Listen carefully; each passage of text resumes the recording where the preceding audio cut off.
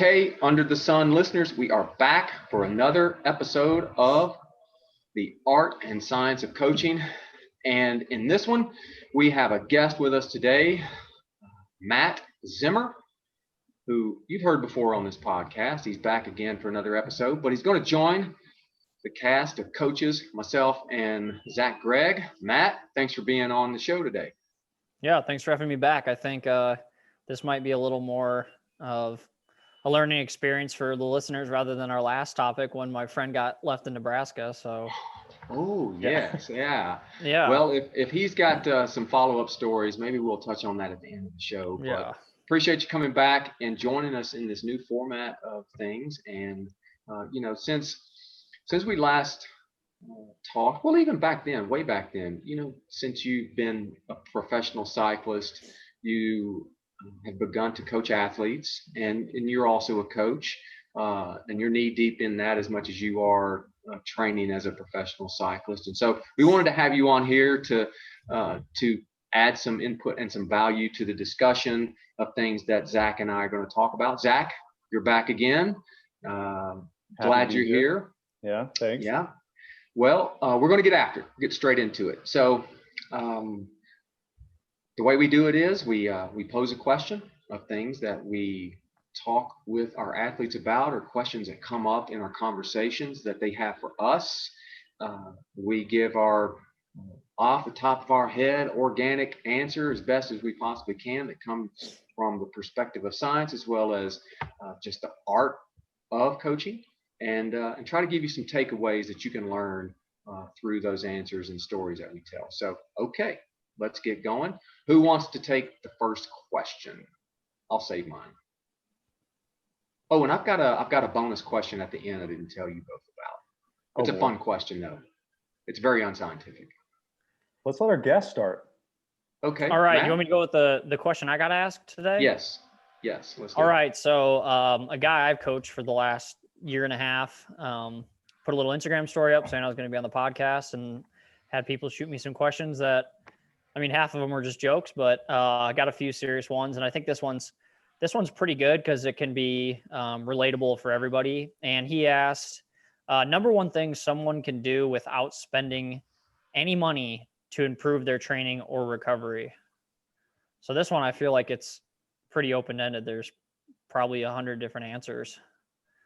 This is more of an art answer, I think, when you get right down to it, because you're going to need to be creative. But I want to hear from you guys first. What are your thoughts about that, especially being as experienced as you are as elite level professional cyclists? You have had to learn by experience, as well as hearing stories from others. And then there's just that osmotic process of, so this is what worked and what didn't.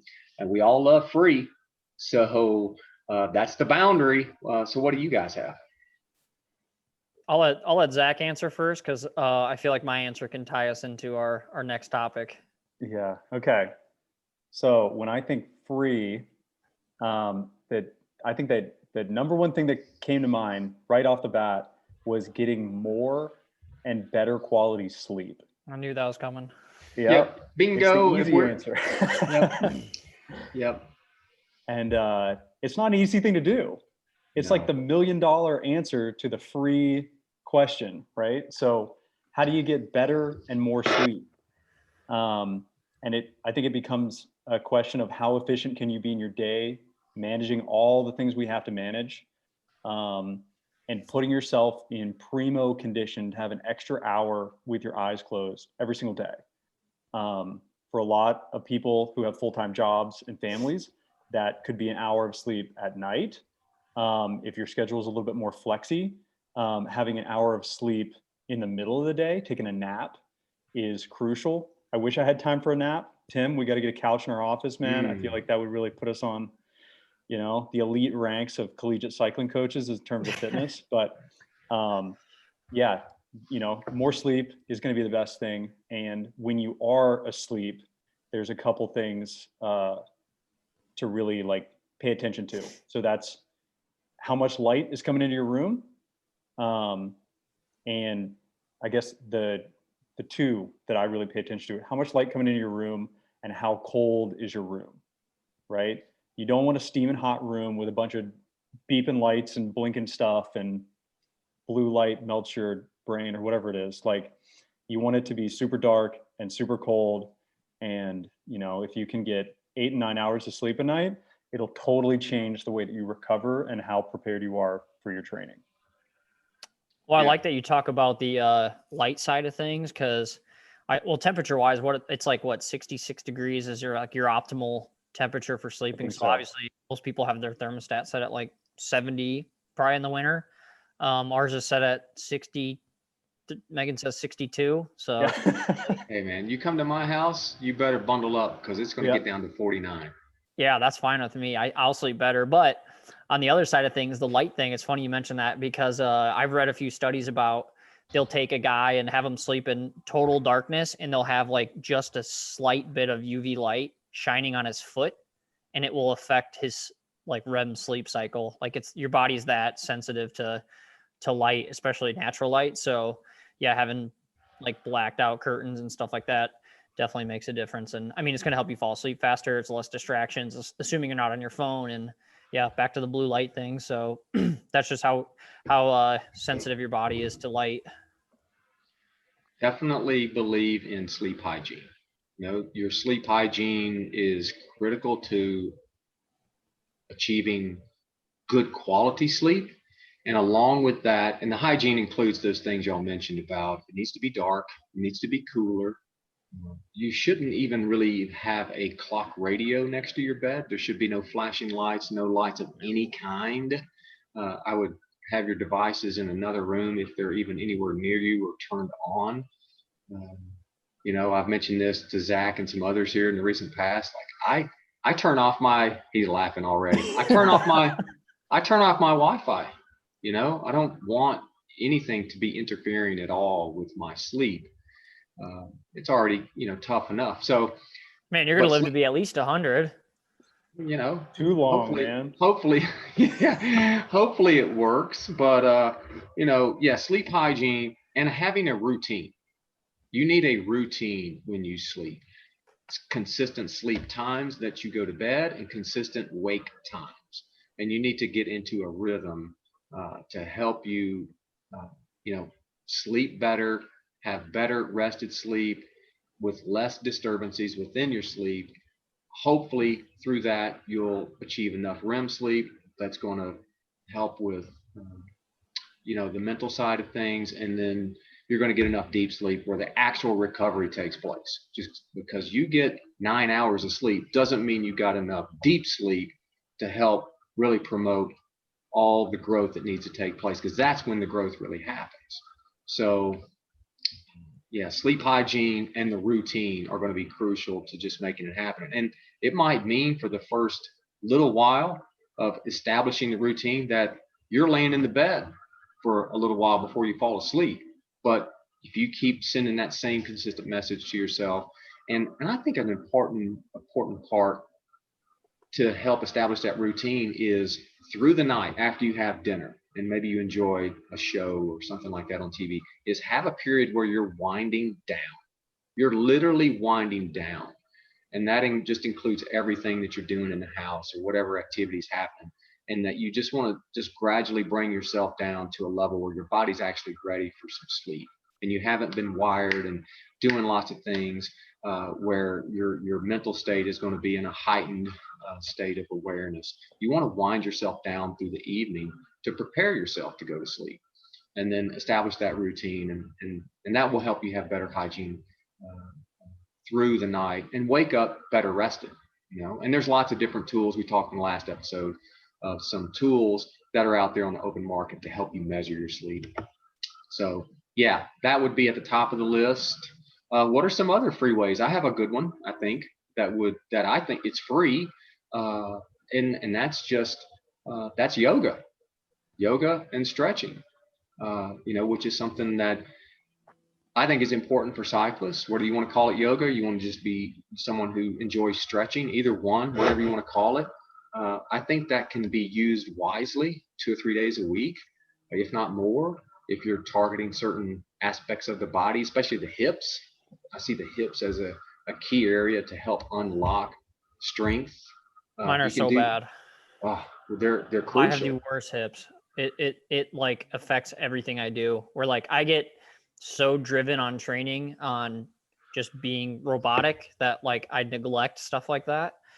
And yeah, it's amazing how like band work and just random little stretches just to keep your hip flexors open, how much better you feel day after day. And it's, I mean, that goes back to people with sleep alone. You know, you can't, a lot of people are picking and choosing, you know, what's going to help me more that I can do with my time rather than sleep. Like not everyone can just get 9 hours of sleep, you know, especially if you're working 9 to 5 and you've got family obligations. And I mean, my sleep cycle, just from my side of things, like tomorrow, I'll be up at probably 4 a.m. and be on the bike before 5. Mm.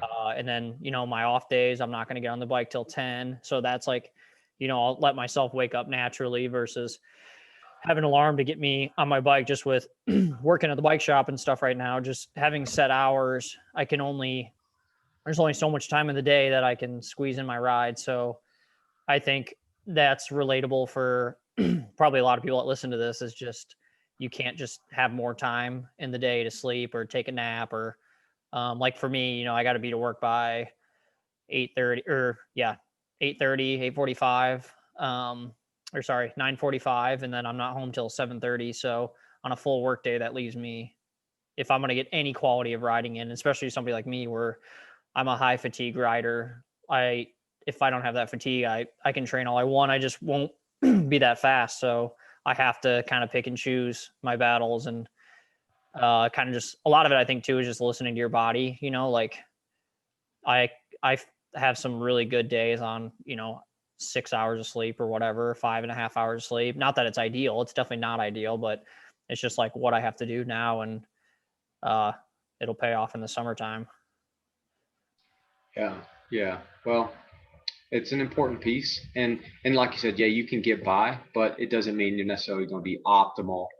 Yeah. Training isn't going to be optimal, but that's sort of the trade-off that you have to make at this time. And and like you said, everyone's got different obligations to tend to and deal with, and uh, we don't have unlimited supply of even and even if you did have an unlimited supply, it is a habit you have to develop, to be able to sleep a really long time or get enough sleep. So yeah, but those two things, yoga, stretching, sleep, what else would be on that list? And the good thing with yoga is it's quick. Like you can get a lot of deep stretching in only 30 minutes. You know, that's something that even time crunched athletes can fit 30 minutes in. It's skipping your favorite TV show 3 times a week, you know. It's one episode of The Office, so it's pretty easy to kind of squeeze in something like that where it's going to pay off big time. Just stretching, open your body, talking about the hip flexor stuff. So I think Well, question would be like, when do you, I know when I do it, but when do you fit it in? So I've been back to like what I was saying before. I've been just like hammering it out, just neglect basically. And I feel good and fine. But this morning I rode just an hour and a half, super easy on the trainer. And then afterwards I did like 15, 20 minutes of core and then stretched for 20 or 30 minutes before hopping in the shower and going to work. So just, I guess, finding your habit, like just putting it in your training, like in Training Peaks, making sure it's something visible, something accountable. It's not just, oh, I'm going to stretch starting Mondays and then Tuesday hits and you skipped one day and then you're like, okay, I think finding your habit is like, consistency is king. Like the more consistent you get at, the more important it becomes. You'll get it done if it's important to you. So, and then just seeing the training benefits come later on will only reinforce the reasons of why you're doing it. So like for me, it's usually in the mornings. Yeah, I love the scheduling component. I think that is something, uh, having a moment where it's a consistent point where you do it. And I think that's what's worked for me. I do mine usually on my active recovery days, right? Whatever ride it is I'm doing. And then at some point during that day, usually in the evening, my routine, I've been able to do between 15 and 20 minutes. And you can make it longer if you're up for it and you feel like it.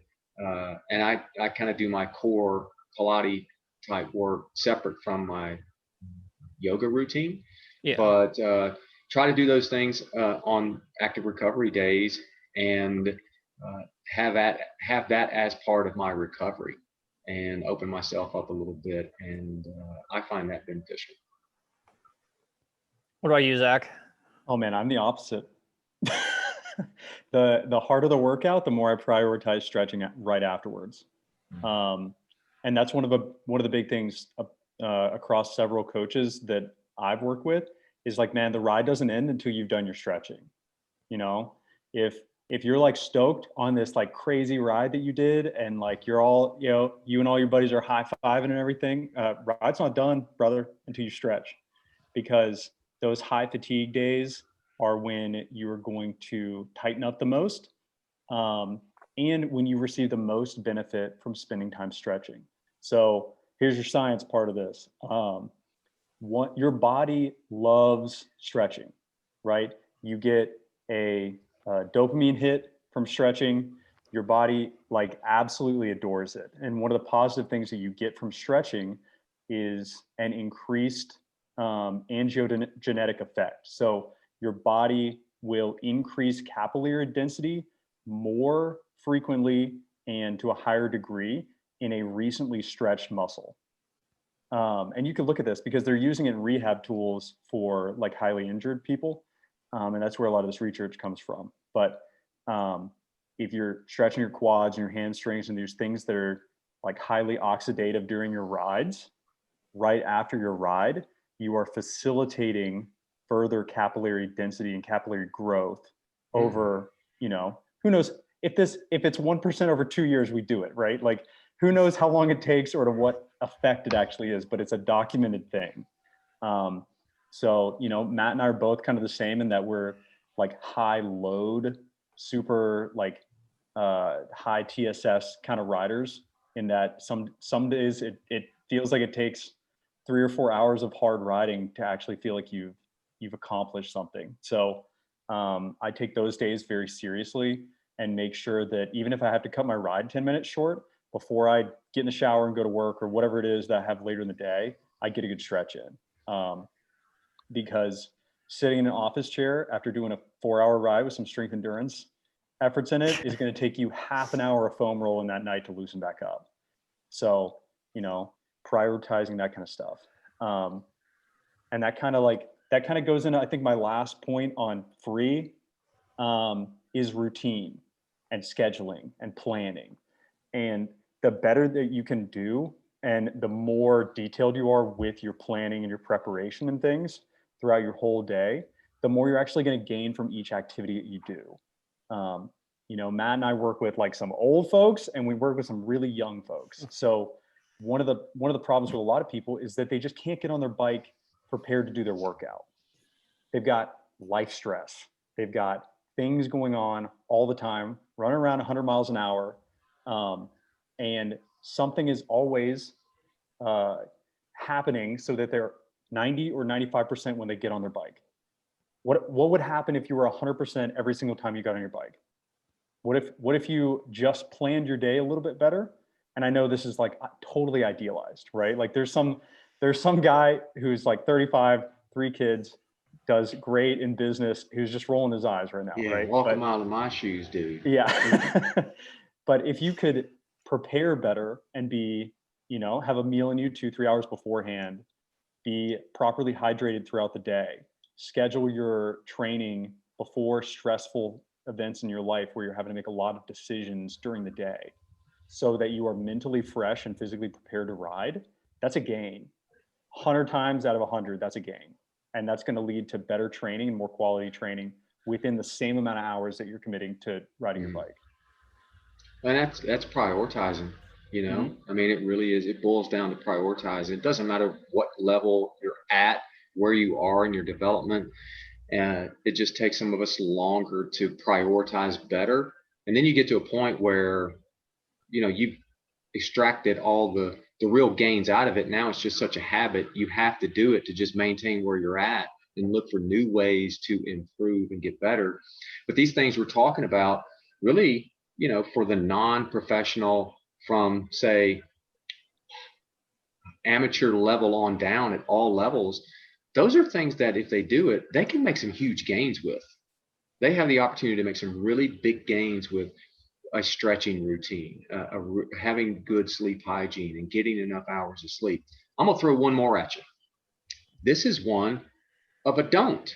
We always talk about, here's do this and do that. That's going to help you. I'll give you one to don't do.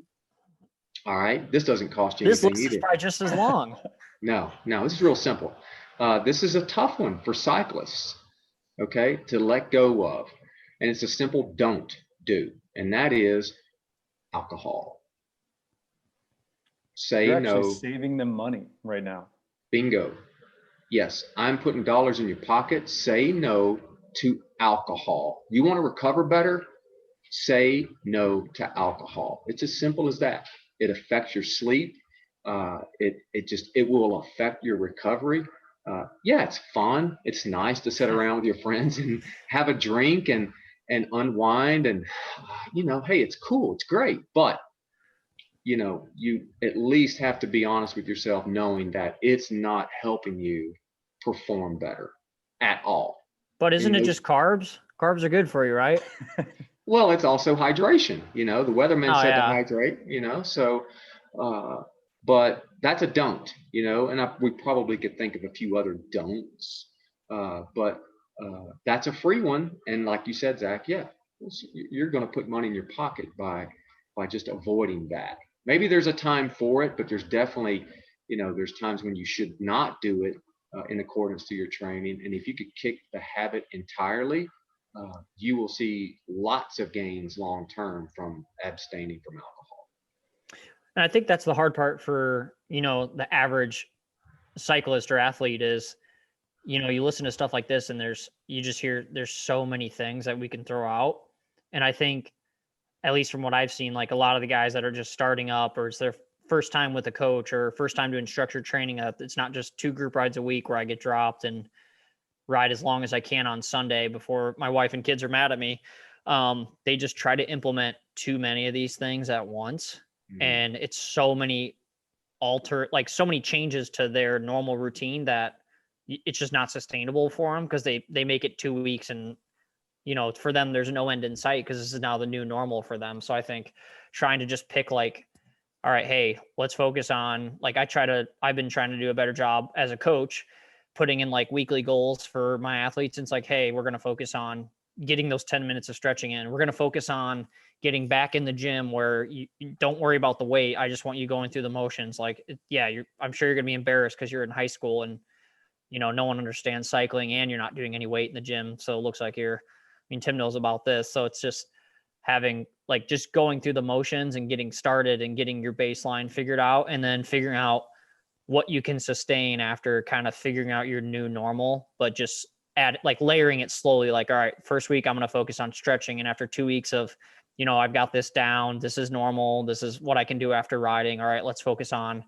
my hydration during the day. And then next week we'll focus on getting into the gym regularly. And you just slowly get that snowball effect where, you look back from 3 years and it's okay, I remember when this was a big day and this was it, but it's okay, now I'm doing all this extra stuff off the bike and it's paying off with X power numbers or X results in races. So I think trying to just keep your consistency, but building your consistency as well is super important. So if all 3 of us think back to when we first got into this sport and the habits we had back then, it's last year for Zach. and how different we are as people in the habits that we have now and what's normal for us now. It's a dramatic difference. And like you say, it takes time to pivot from one way of doing things to a new one. And you certainly don't want to do everything all at once. It's too much of a shift.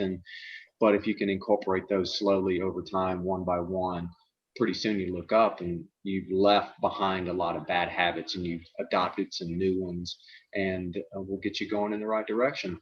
And all right, I got 2 more. I don't think the 3 of us have much experience with these 2, but to a little bit extent, I've done some, and those would be breathing exercises as well as meditation. Those are 2 good things to incorporate And I have at times, mostly breathing as opposed to meditation. But I think those are also two free things to do that are going to help create some balance and reduce the stress, and help, in fact, help you recover a little bit better.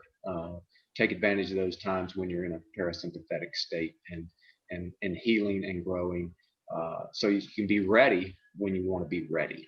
And that's what we all want, is we want balance, but we also want to be able to go into uh, work mode and attack mode when the training calls for it or the racing calls for it. So those two things I know are beneficial for different types of people. Well, there's studies that show that meditating, like let's say you're going into the state time trial championships and you're constantly running the course through in your head and you're picturing like, this is how I'm going to hit this turn. This is how I'm going to go out of the starting gate. I'm going to hit the first turn like this. This is how I'm going to look on the bike. I'm going to really focus on staying super tucked and having my hands high and keeping my head down. And I'm going to eat this breakfast and I'm going to, I'm going to take a drink of water at the first U-turn. They say all that stuff. Like there's studies that show your mind can't differentiate the difference between what you've thought and what the real life event is. So if you can trick your mind, it's already done it 100 times by the time you're going down the starting ramp. The race is always the easiest part. Training's harder than racing, like all the prep work, getting on the bike, and once they say go, that's the easiest part. You've done everything you can do. Yeah, and you're really touching on visualization and just really thinking it through and planning it through. And those are all awesome as well, because those, if you plan it and you've thought it out and you rehearse it, not just once, you rehearse it again and again and again. Yeah, it's just like you did it. And you will execute when the time comes. And that brings up what you just described, brings up one more important one, I think, of a don't do, to help you recover better and to help you just perform better at everything. And that is, it's real simple, but very difficult to do, because I think this also plays into the visualization of what you're just talking about. And that is, don't be negative. No negativity. Don't be negative. Don't beat yourself up. Don't say stupid things and bad things and negative things out loud, because just like you were describing just now about visualization, about what it is you want to do and do effectively, you plant those seeds of doubt inside your head and the negative thoughts, or you say them out, especially if you say them out loud, they're more powerful. If you do that, you're doing the same exact thing as that positive visualization that you're talking about. You're planting negative seeds in your head, and it's going to lead to bad outcomes, and it just is going to affect how you feel about and think about everything. And I've even got a story with that. Like, how many summers did I come stay at Chateau des Halles up Beach Mountain and just train my brains out for like one specific race of the year. Like every year was targeting that one day UCI race up in Reading, Pennsylvania. And remember, I had a teammate staying and he goes, well, you're doing all this prep, but what happens if you flat? And I go, I don't know. It's not an option. That's not a thought. That was never a thought until you said it. And it's still not a thought because it's not going to happen. He's like, well, what if you do? And I'm like, well, it's not going to happen.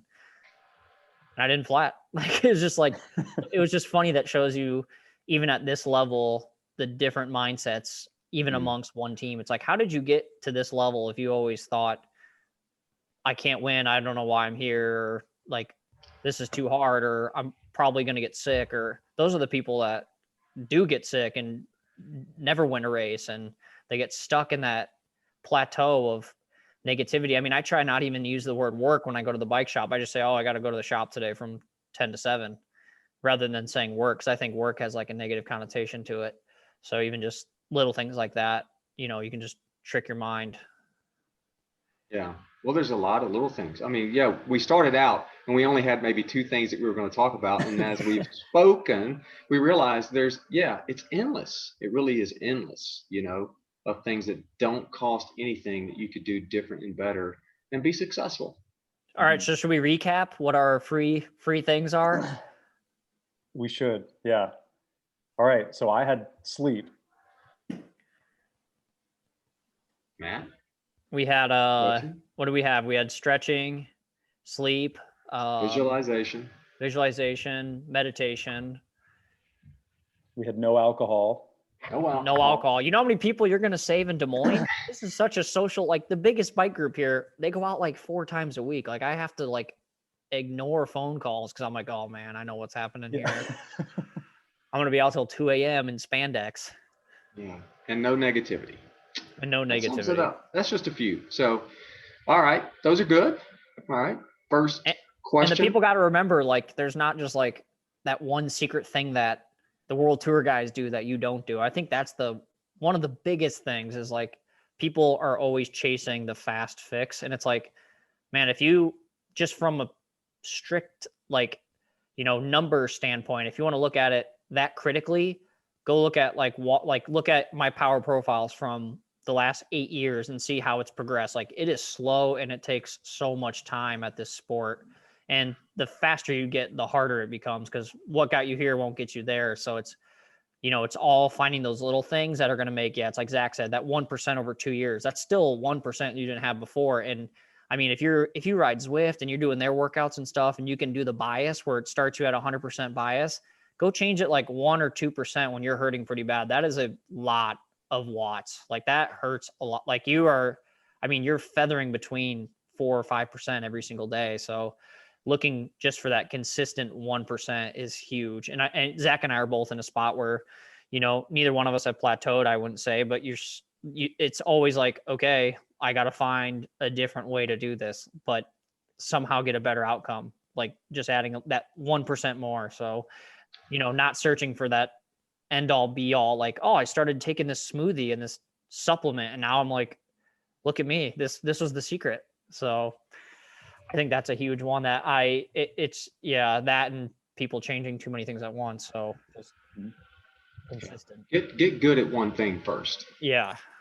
Nail it and then move on to the next thing. Yeah, that's good. That's good. Okay, let's go on to the next question. Zach.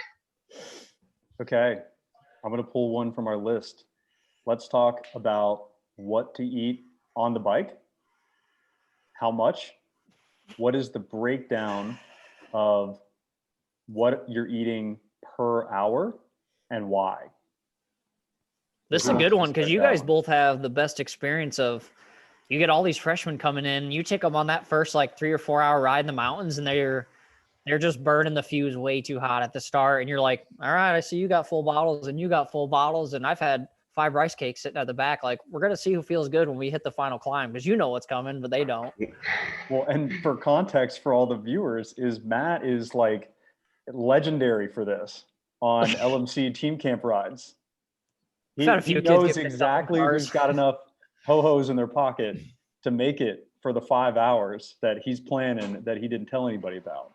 So and we're going to sort of steer this initially, steer it on the sort of the conversation on, what does it take during training rides? What sort of practices should you have? How do you figure it out? What kind of foods to eat? What's the breakdown of calories and carbs? And how are you just going to fuel yourself properly to execute the workout? And then, the racing is different, how you're actually going to execute on the racing. So Zach, the science, take it away. Okay. So let's talk very basic and then we'll get in the weeds. I know Matt is ready to get in the weeds. So your body uses 2 primary fuel sources anytime you're pedaling your bike. You either are using carbohydrates or fats, and both of those turn into ATP, which is the fuel source for your muscles that push the pedals. It's also the fuel source that keeps your heart beating. It keeps energy in your arms to hold onto the bike. So we're not just talking about some secret sauce that's pushing those pedals, right? So your body can use carbohydrates and fats in different amounts because they are limited by the amount each kind of either carbohydrate or fat can be turned into ATP within a given time span. So what I'm saying is fat is a very efficient fuel, but you can turn it into energy slowly, where carbohydrate is slightly less efficient, but it can be transformed into energy more quickly. And the thing that we always need to be aware of is that we have an infinite amount of fat and an finite amount of carbohydrate. And even with our finite amount of carbohydrate, if we're eating all the sugar in the world, we can only turn so much of it into energy within an hour. So with all that said, the objective is to save those carbohydrates and the subsequent fuel that they can provide our muscles for when we really need them. So we want to lean on fat for as much of our riding and our racing as possible. And so there's a couple different ways to do this. We just either train our body to get better at burning fat. We create a larger store of those carbohydrates called glycogen in our muscles, or we kind of do a combination of both, right? So we train our body to use this mixed fuel more efficiently over a long period of time, and we ingest carbohydrate and keep adding fuel and keep adding extra sources of energy to burn throughout our ride. So with that being said, we really want to focus on the fats first, right? So whenever we start out training, we train at a low intensity, right? So that's a low energy demand, and therefore we can use those fats more than we don't have to rely on the carbohydrates. Sorry. So in that process, we still need some of that carbohydrate because we're not 100% efficient. And when we need that carbohydrate and we don't have any, that's when we get that bonking feeling. And so like over time, we really sorry, I'm getting off topic, man. There's people behind me. Let me restart for a second. You're good. No, you're going in the right direction. You're going in the right direction. Yeah, so keep going. Basically, we have a finite amount of energy that we can ingest per hour to add to this big pot of energy that we have in our bodies. And more fit cyclists are better at turning the energy that they're eating and the energy they're storing into power in their legs. So how do we do that, and how do we train that? Well, it's all about the mitochondria, which are the powerhouses of your cells. It's what's going to take whatever fuel source you give it and turn it into energy to turn those pedals. And so basically through repetition, our mitochondria are getting the signals to burn this energy. And if it can't do a good enough job of it over a long enough time, it gets signals to make more and more efficient mitochondria. And so those little tiny signals over days, weeks, months, years of training are how we become more and more effective cyclists. So when you're starting out, you're not going to be very efficient. You're not going to be able to utilize a lot of your fat stores in order to turn those pedals. You're going to be reliant on carbohydrate. So you have to get into this habit of consuming carbohydrate throughout your rides. So how much? So typically your gut can handle 60 grams of carbohydrate from one source within 1 hour. So think of 2 gels, right? And at maximum, after you've trained your gut, you can absorb 90 grams of carbohydrate per hour. It's 360 calories. 1 gram of carbohydrate, 4 grams, 1 gram of carbohydrate is 4 calories. So that's kind of the upper limit. That's where you actually need to kind of pay attention. That's a fuel mixture of both glucose and fructose. And if you mess it up, you get a tummy ache. So it is hard. Right. It's hard.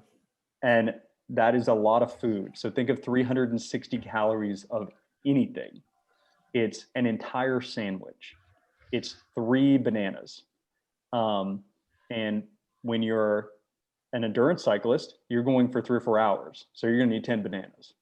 And so it's very difficult. So with all of that being said, how do we best fuel to provide energy for our engine so that we can use fat and carbohydrate to provide a constant stimulus over a 3, 4, 5 hour ride? And going back to when you talked about, starting out utilizing these fat stores and stuff.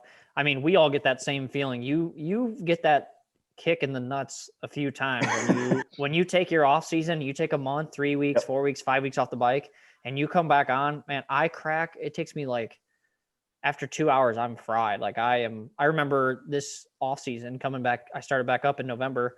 The first 3 hour ride I did, I was like on the side of the road, like 15 minutes from home. And I was like, I don't know if I can pedal this last 15 minutes. And I wasn't even riding hard. Your body just loses that efficiency and it goes back. So you got to kind of build that up. So yeah, we all get that like quick little reminder you take it for granted when you're fit and able to convert energy. Right. And so in an untrained state, you also store less glycogen on your body. Your energy stores just when you're walking around are lower. And one of the main reasons for that is you don't need it in everyday life. So if you've taken a couple weeks off the bike, or you're just ramping up your training volume because it's important, it's that time of year, you've got extra time to train, it's going to take several weeks for you to start feeling efficient later into these rides. Because you just physically don't store extra when you don't need to. Your body's not going to just, because we're very primitive, we're basically cavemen in a futuristic society, right? So if we don't need it, we're not going to store it because that's not what's going to best help us survive. So maybe let's touch on the numbers side of things. First say, well, how much calories do I have in storage? To do, if I, in a perfect world, I start off, what do I have in storage? What can I rely on? How many calories an hour do I burn? What's it going to take to complete a, 2 or 3 or 4 hour training ride? Do I need food in a 2 hour training ride? What sort of replenishment? How do those numbers break down as you're doing it? And, sort of the practical side of things. Mm-hmm. I think a good way to look at it is your intensity first off, because your body's going to store up to 2 hours of glycogen in your liver and muscles to begin with. So depending on your efforts, a lot of people try to do 3 hours before a ride, they'll eat their breakfast or, lunch or whatever. I try to stay pretty well topped off all the way through the start of my ride, especially if this time of year you're doing constant tempo efforts and it turns into a 4 or 5, 6 hour day pretty easily. And if you feel wrong and you go into the workout, if you eat 3 hours beforehand, by the time you're an hour into your ride, that's 4 hours without food already. So I try to kind of stay topped off. I'll eat, my breakfast maybe an hour and a half beforehand. And you're talking, 500, 600, 700 calories of oatmeal where it's super carbohydrate dense. And that's your main fuel source. So that's something like I will do. And then depending on the duration and the efforts of the duration, because, you guys all have worked with Ben, he gives you you're doing 85%, 90%, and you're doing 2.5 hours of it in one ride. And it's broken up into 2 intervals where, it's not that hard to start, but midway through you're breathing hard enough. Your body's under enough stress where trying to eat during that is really tough. And so, especially if you've got 2 intervals, like if you can fake it through the first one all you want, but the next interval is going to hurt. And then that goes on to, you're not only feeling for that workout, you're feeling for the next day's workout as well, which I think a lot of people don't understand. Like when you get to those, I'm sure you guys have tons of kids at LMC that, they stop eating. It's pretty easy for a lot of people just to kind of stop eating that last 2 hours, hour and a half. And that's going to affect your glycogen storage and buildups for the next day. So trying to stay on top of that. And then just figuring out your routine, what's good on your stomach. I know Tim's a big believer of real food, and studies show like real food rather than, processed like gels and stuff like that are really hard on your liver. Some people, I don't know how they do it. They don't get gut rot. They can just suffer through it. But, I'm fully on board with, making your own food. I'll do like I don't know how you feel about them, Zach, the nut-filled Cliff Bars. Those are pretty good. And plus, you're looking at those things have got 27 grams of carbs. But when you start breaking it down to, like Zach said, if you're eating 10 bananas on a ride, like you're going to get pretty sick and tired of bananas after a week or so. Like you got to constantly change it up. So, especially this time of year where you can pack a PB&J and it's not going to get just doused with sweat because it's cold out. So you can, pack real food, make sandwiches, English muffins, stuff like that is easy to eat. And then also if it tastes good, you're going to be more motivated to eat it. And the hard part, I mean, I even struggle with this now, is just when it's cold out trying to eat and drink. Like the last thing I want to do when it's, 30 degrees out like it is today is stop and have to fill bottles, because then the sweat seeps in your clothing, you get cold, and all of a sudden you're really uncomfortable and you're really far from home. So trying to stay disciplined, not only, race days and training days, but, depending on the weather permitted, it's just another challenge into training. Mm-hmm. With the kids that we work with, it's when they come to us and have the experience, this isn't usually something even on their radar. And it's not on the radar of a lot of people, coming through the ranks of Cat 5, Cat 4, Cat 3.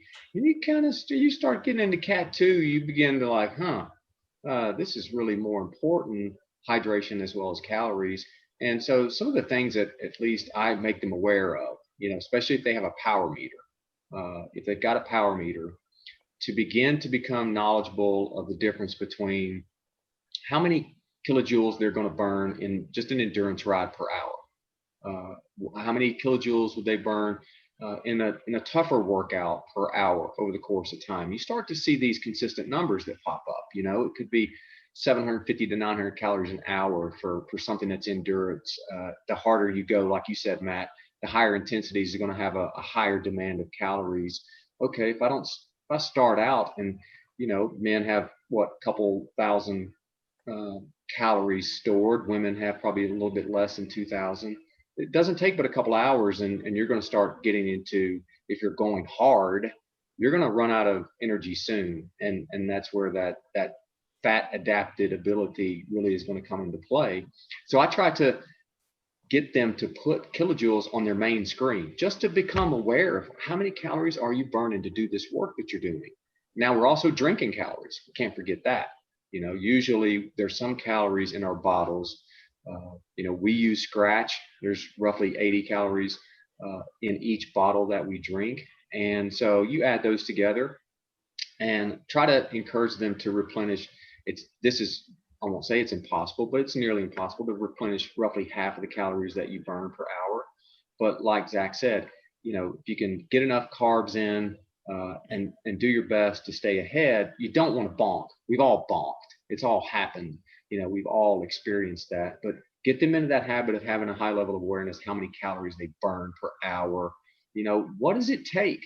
How many kilojoules does it take to win a national championship road race? How many people do you think know that? Oh man. Well, let's define kilojoules real quick. Let's take a step back. Yes, let's do that. Let me add a little context. So like you said, Tim, you store, let's just say 2,000 calories of muscle glycogen in your body that you can access to turn those cranks. Okay. And so like Matt said, if that's when the tank is on full, that's not an everyday situation. If you have a hard day before that, or you just haven't eaten enough, then maybe that tank is only at 80%. And so those are the calories that you're relying on to turn the pedals on any given day. Okay. And so that's the high octane. That's high octane. That's the high octane fuel. And what we do and why we eat is because we want to keep putting fuel into that tank. And when that tank reaches close to zero is when you start feeling that bonking, the shaky, the clamminess, dizziness, whatever, you need a Coke, right? So what we're trying to do by making people aware of kilojoules and why and how that relates to calories and muscle glycogen is that kilojoules is a measure of the watts on your bike translated into calories burned to create that power. And so there's like an efficiency factor in there of like 25%, right? So it's like, I don't remember the calculation, but we're not very efficient animals. About 25% of, what is it? Like 25% of what we actually burn gets put in the cranks. So that's why it's not a perfect, like calculation, but basically it's just like a car. It's just like a car. If right. A car has 1,000 horsepower, it actually has 3,000 horsepower, but 2,000 of it's heat, heat all stuff that tires. Yeah, exactly. It's heat being dispersed. It can't translate that all into actual horsepower. And so, yeah, so if you're doing about 280 watts in an hour, which is, you're probably moving pretty quick, but that's about 1,000 calories of burn an hour. And so it's very difficult to even get to 50% replenishment in that situation, right? So what happens if you go for 5 hours at that rate? Well, your tank is going to hit empty no matter how many calories you're putting in your mouth. And that is that bonking, that hitting that red line where you need to, call a cab or whatever, because you just can't turn the cranks anymore. And really, you don't want to get to that point, because we store glycogen both in our active tissue and then in our liver. And so you never really want to dig too deep into those liver glycogen stores, because that's when you get into that low energy availability situation, where you're just flat. You can't put out the power. You can't complete your intervals. Your sleep's probably affected at that point, and you just feel crummy. So, we actually have people who get in that state because they're just not paying attention to those things. So that's why we're harping on eating these sugary foods throughout your rides, so that you're not tapping into stores that were made for something other than pedaling your bike. Yeah, I mean, it's a necessary thing, like I'll tell you a quick story. Like the first time I even thought of kilojoules or how many calories I burned, during a race was long time ago. I think I've probably told both of you all this story about finding myself in this wild 3-man breakaway at the Rome Grown Road Race, the Johnson City Omnium, and I was in over my head. I was punching above my weight. It was the P12 race, and myself and 2 other guys rolled off the front very beginning.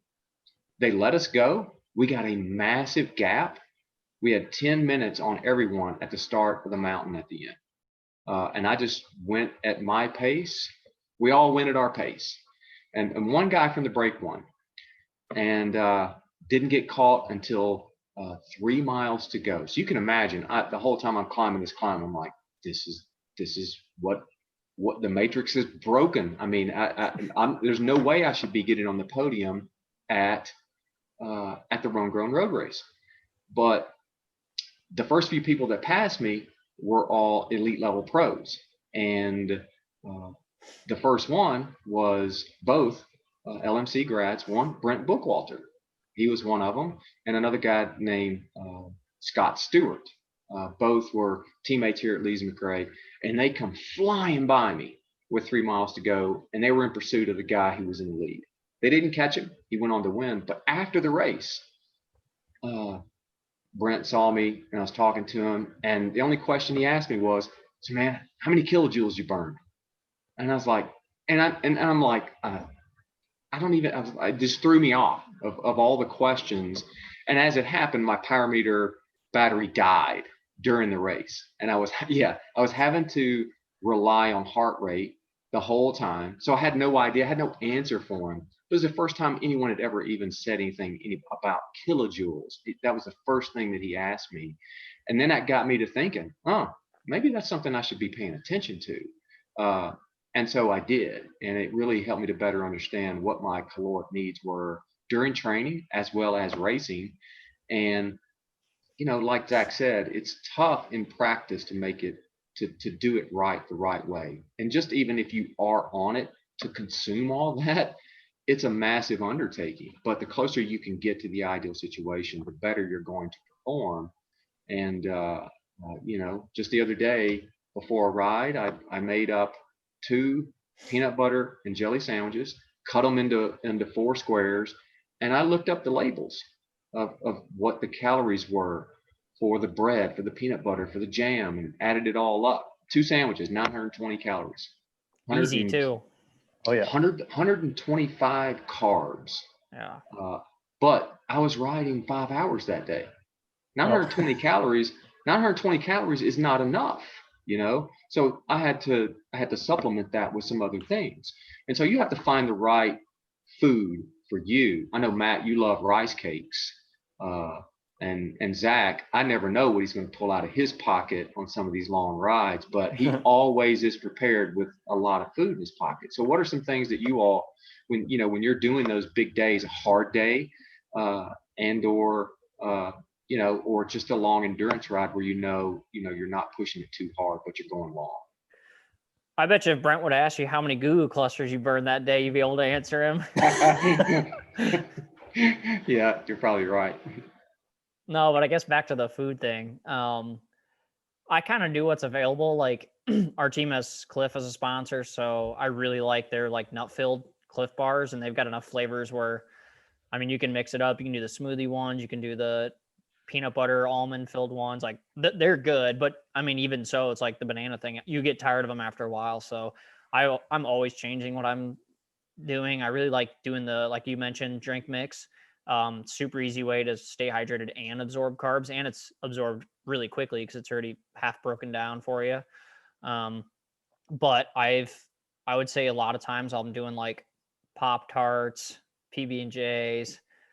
For a while in Tucson, I was making burritos. I would just make little like sweet potato and rice burritos, or just regular potatoes, so it's less fibrous, so it's easier to digest. And then always those gas station stops. There's no telling what you're going to walk out of there with if you're, 4 or 5 hours into a ride. So I don't know. I just mix it up. I don't really have a go-to staple. I do like the rice cakes because it's easy. Typically you've always got rice lying around. Or a new thing I've been doing that I learned from George Simpson is he found a recipe for it's like basically like oatmeal cookies, but it's just bananas, chocolate chips, and oats. And I'll add a little bit of vanilla, a little bit of brown sugar, and you just mash up the banana, add your brown sugar, add rolled oats, add chocolate chips, mix it all together, and I'll just put it on a huge sheet pan and bake it for 10 minutes at 350 degrees. And it's literally like eating just oatmeal cookies. You wouldn't know the difference. And that's something that, you look forward to eating. It's, 300 or 400 calories and basically a cookie essentially. So super easy to put down, easy to digest. It's very delicious. Usually they don't make it too many days. I eat them as snacks off the bike and stuff. So that's the hard part.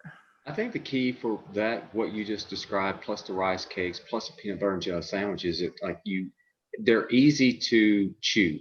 They almost melt in your mouth. I think that's important. I like Cliff bars as well. I like their chocolate one, and eat a lot of those when I'm training. But you're a lot of chewing when you're chewing a Cliff bar, and they taste great, but real food will go down much easier because it essentially melts in your mouth. And I think that's really helpful, in any type of training that you're doing, and especially in a race. So, Zach, what do you love to eat on the bike? Oh man, sandwiches are probably the big one for me. Or I hate to even admit it, but there's these like chocolate chip granola bars. Tim's probably seen these wrappers everywhere. They come from like BJ's Wholesale, and they're like super soft, and they're probably going to give you cancer, but like they're delicious, and they're like 110 calories. So you can have 2 or 3 an hour, and it's like a secret treat. But a lot of times I'll make, like Matt said, things with sweet potato or just potato in them. If you make your own like pumpkin bread, you can actually make like 4 loaves pretty quickly. And as long as you're using like a high quality flour, you can like cut it up and freeze it, and then just take them out. And by the time it's sitting in your pocket for 10, 15 minutes, it's like warm, it's soft, it tastes like cake. And you're real excited for it. But I try to do, kind of complex solid foods, especially in this part of the year, and then drink mix. So, once we're getting into those, notorious 2 by 90-minute tempo sets and stuff, you've got to be kind of careful on what things you're eating and how they're impacting you. I still do not like doing goos or blocks or something like that during something like, during a tempo effort. I don't see the point. I'd like to at least stress my gut a little bit and kind of reach that point where you're actually able to handle the whole food during those efforts, and save the blocks and the things that you really look forward to for racing. That way you're super, super jazzed to eat them. And that's when those Cliff bars and Cliff products are in my pockets more often than not. And I'm just like, can't wait to dig into a bar or blocks or something like that in the middle of a race. Yeah, and I think also that sugary stuff you guys are talking about, I think there's a time when sometimes you get to the end of a ride, it could be end of a 5-hour ride, or if you've got an even longer ride where, what, you do need an extra kick. And, my thoughts on gels have changed just a little bit over the years because of just some practicality issues that we've run into with the team, and getting them to eat on the bike during races and training, especially during races, and making it a little bit easier. And we stress real food for the first 2/3 of the race, and maybe that last third when things are really throwing down, where you might need a little extra kick, and that gel can do that for you. Or if you're in training, stop and yeah, get us something a little bit sweeter that's more like a dessert. Or if you need a Mountain Dew, get a Mountain Dew. Oh, I mean, man, the other day I had this is bad. I was on like a 5.5-hour ride, and it was one of those days I'm like, I'm just gonna go out and smash myself into oblivion, and it just never happened. Like, no matter how hard I kept going, I just kept feeling fine. And I was on the 1,000 kilojoules an hour plan for 5.5 hours, and like 3.5 hours we stopped at a gas station. I was with a buddy just to get water and stuff, and I went for the Hostess Zingers, and that was good. Oh, it was man. 500 calories in 3 of those things. You know how easy it is to eat those? Oh, man. That was enough though for like a long time. You eat like that one thing on that long ride, and you're like, you know what? I like those. And if I'm doing something like that, I'll grab those little small round pecan pies, the little Debbie pie. Oh, man. And crush those. I mean, but Oh, I have to be I don't do it to do it.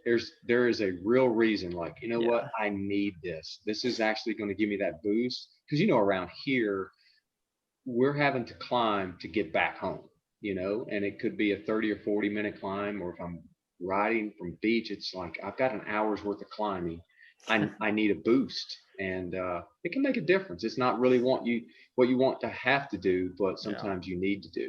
And and I think that's a good point you brought up about the goos. Like, I don't like goos really. I don't like shot blocks, but I mean, there's plenty of real life application, like race scenarios, where you have no choice. Like, you're either going to eat that, or you're not going to be able to eat a piece of cake going up. Like, if you're doing the last day of Redlands, like, you're not going to be able to, you can only take in goos. Like, that stage is so hard that you are forced to, I mean, it's one of those days I don't have a single goo all week, and it's 6 day or 5 stages of racing back to back to back. And when you get to the sunset loop that last day, I mean, it races like a crit, but it's 4.5 hours long. 20 people finish every year. And that is like a perfect application where, like, I will deal with the gut rot that night and the following day, just because you're on like almost survival. And if you try to pack anything big, I mean, you're going to be coughing up crumbs, and it's just not going to work out. So that's like the perfect scenario to, like, where I will resort to, I'll have 12 gels in that race, and that's more than I have all year.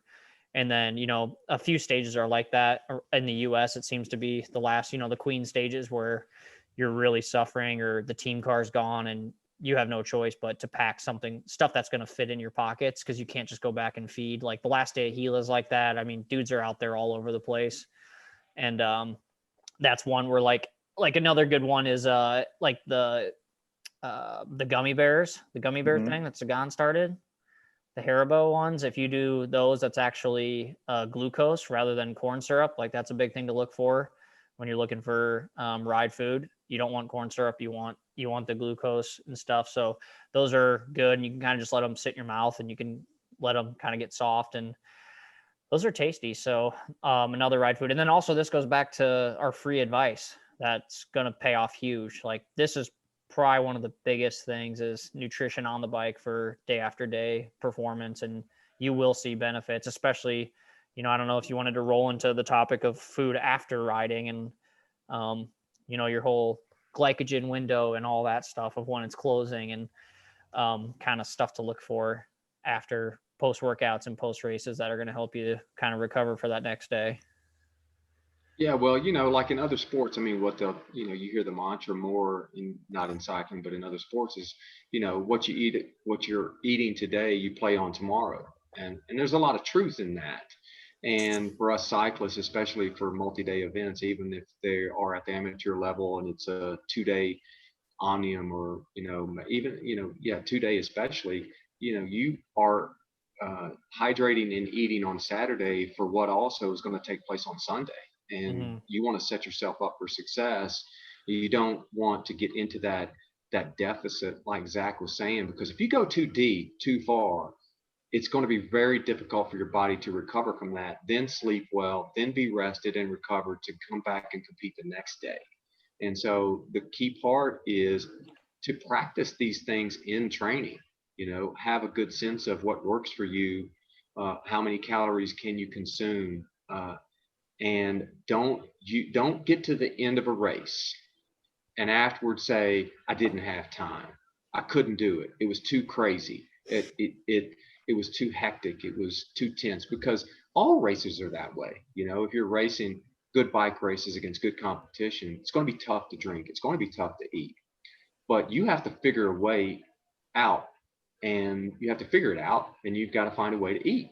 Otherwise, you're not going to be that successful. So that starts in training and getting into the practice of trying different things, finding out what your limits are, finding out what works for you, and then put it into practice, in the race.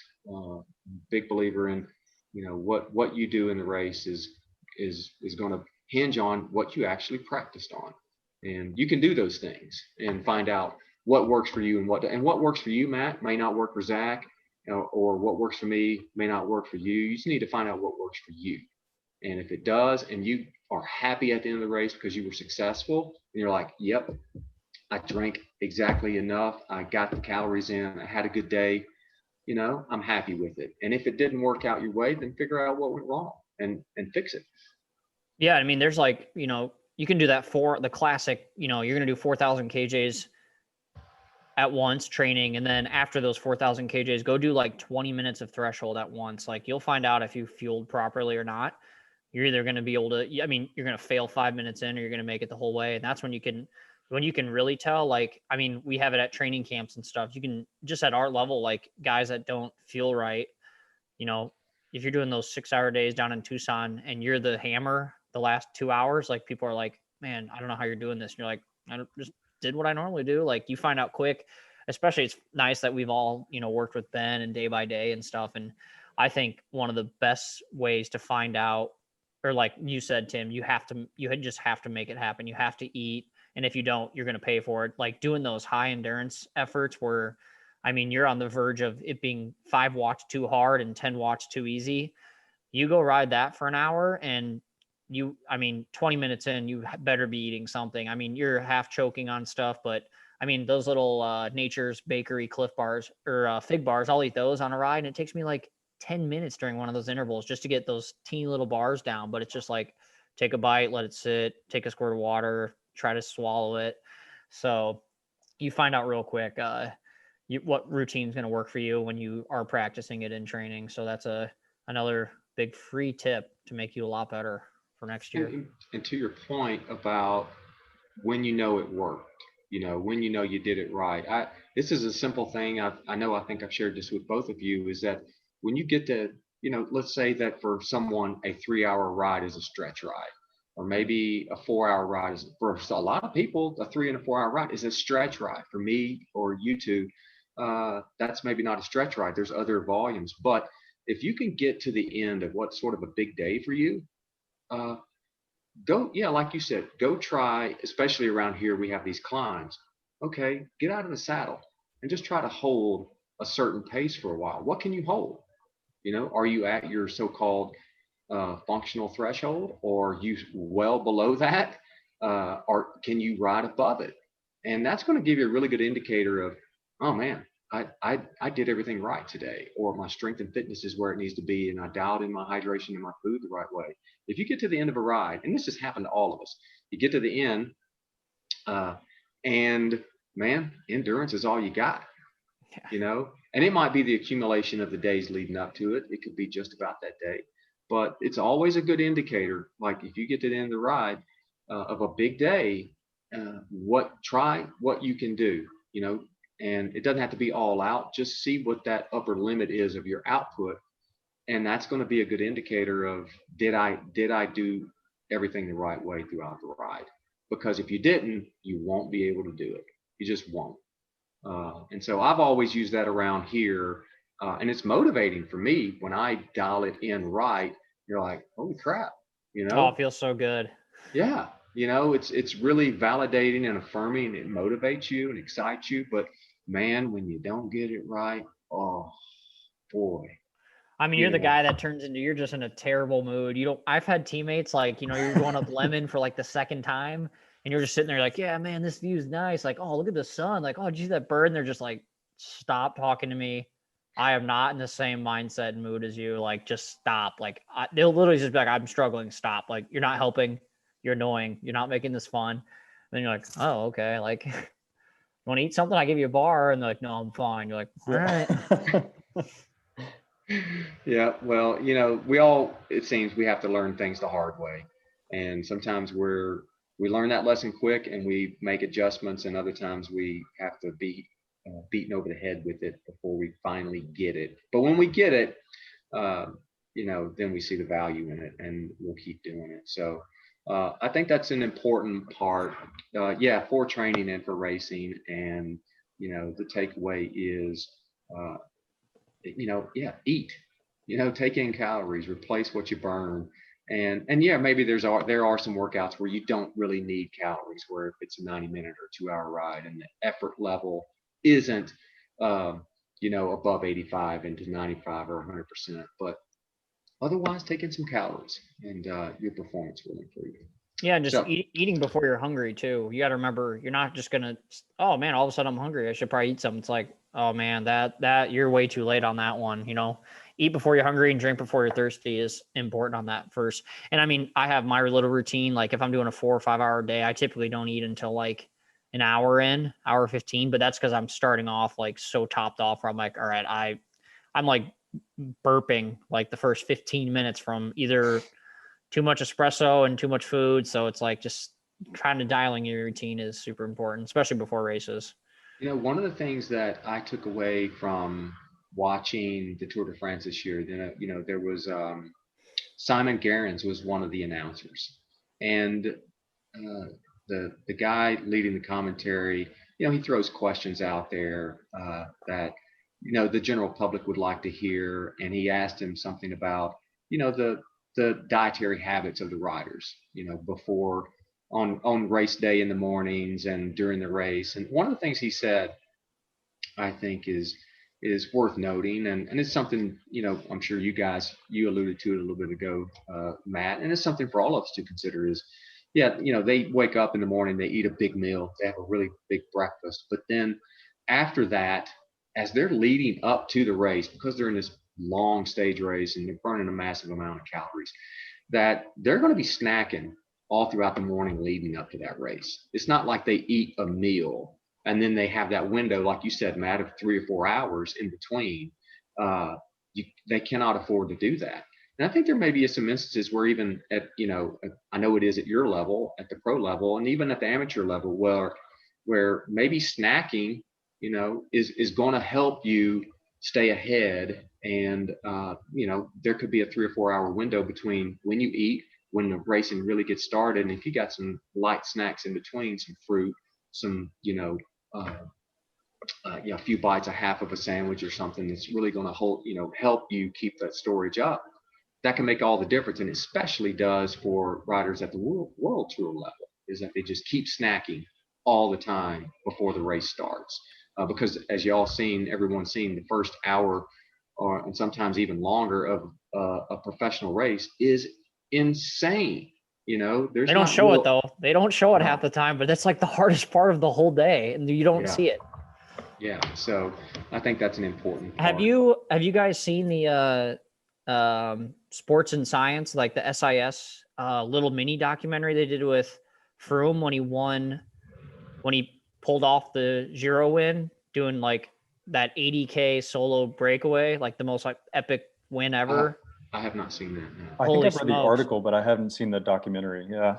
I don't know if it's like a full, like I feel like it's like a 10-minute little mini thing.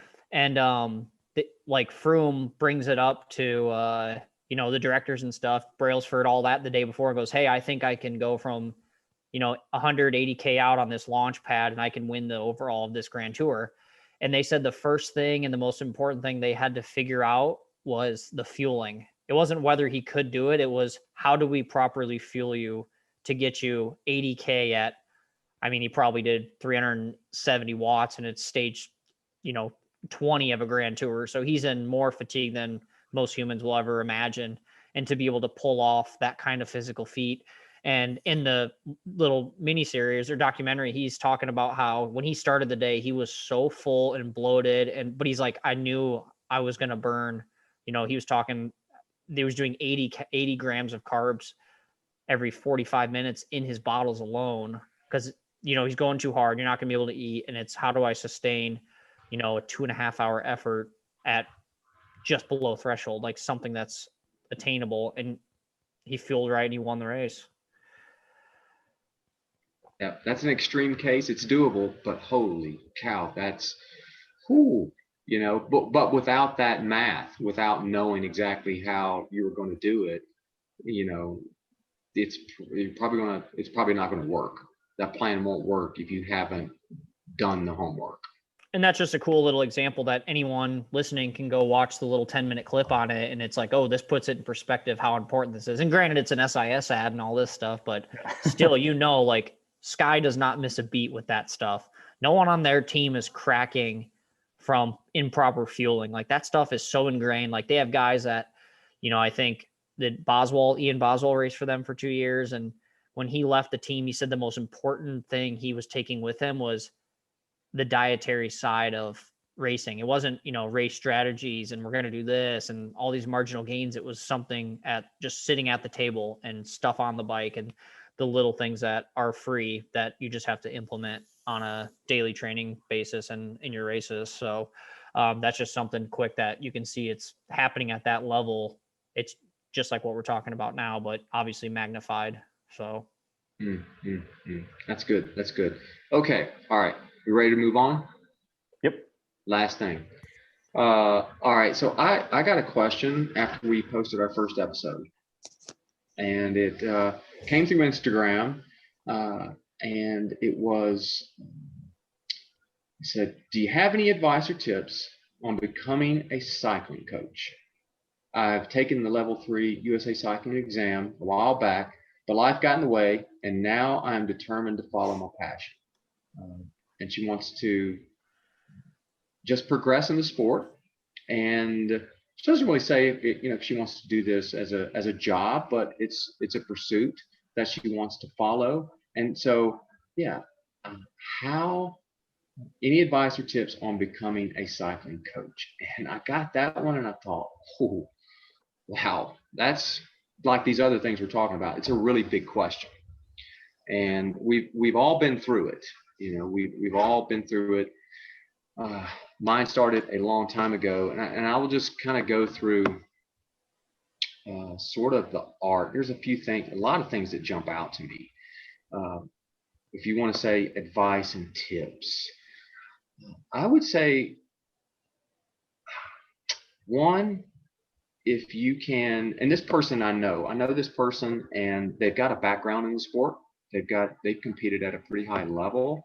So they're bringing some experience to the table. So I think it's important to always, lean on your experience. You've already got a lot of experience competing and riding a bike and being in the sport and being around others who are coaches. So lean on that experience. But when I think back to how I developed myself, I've been very fortunate to just have some really good influences.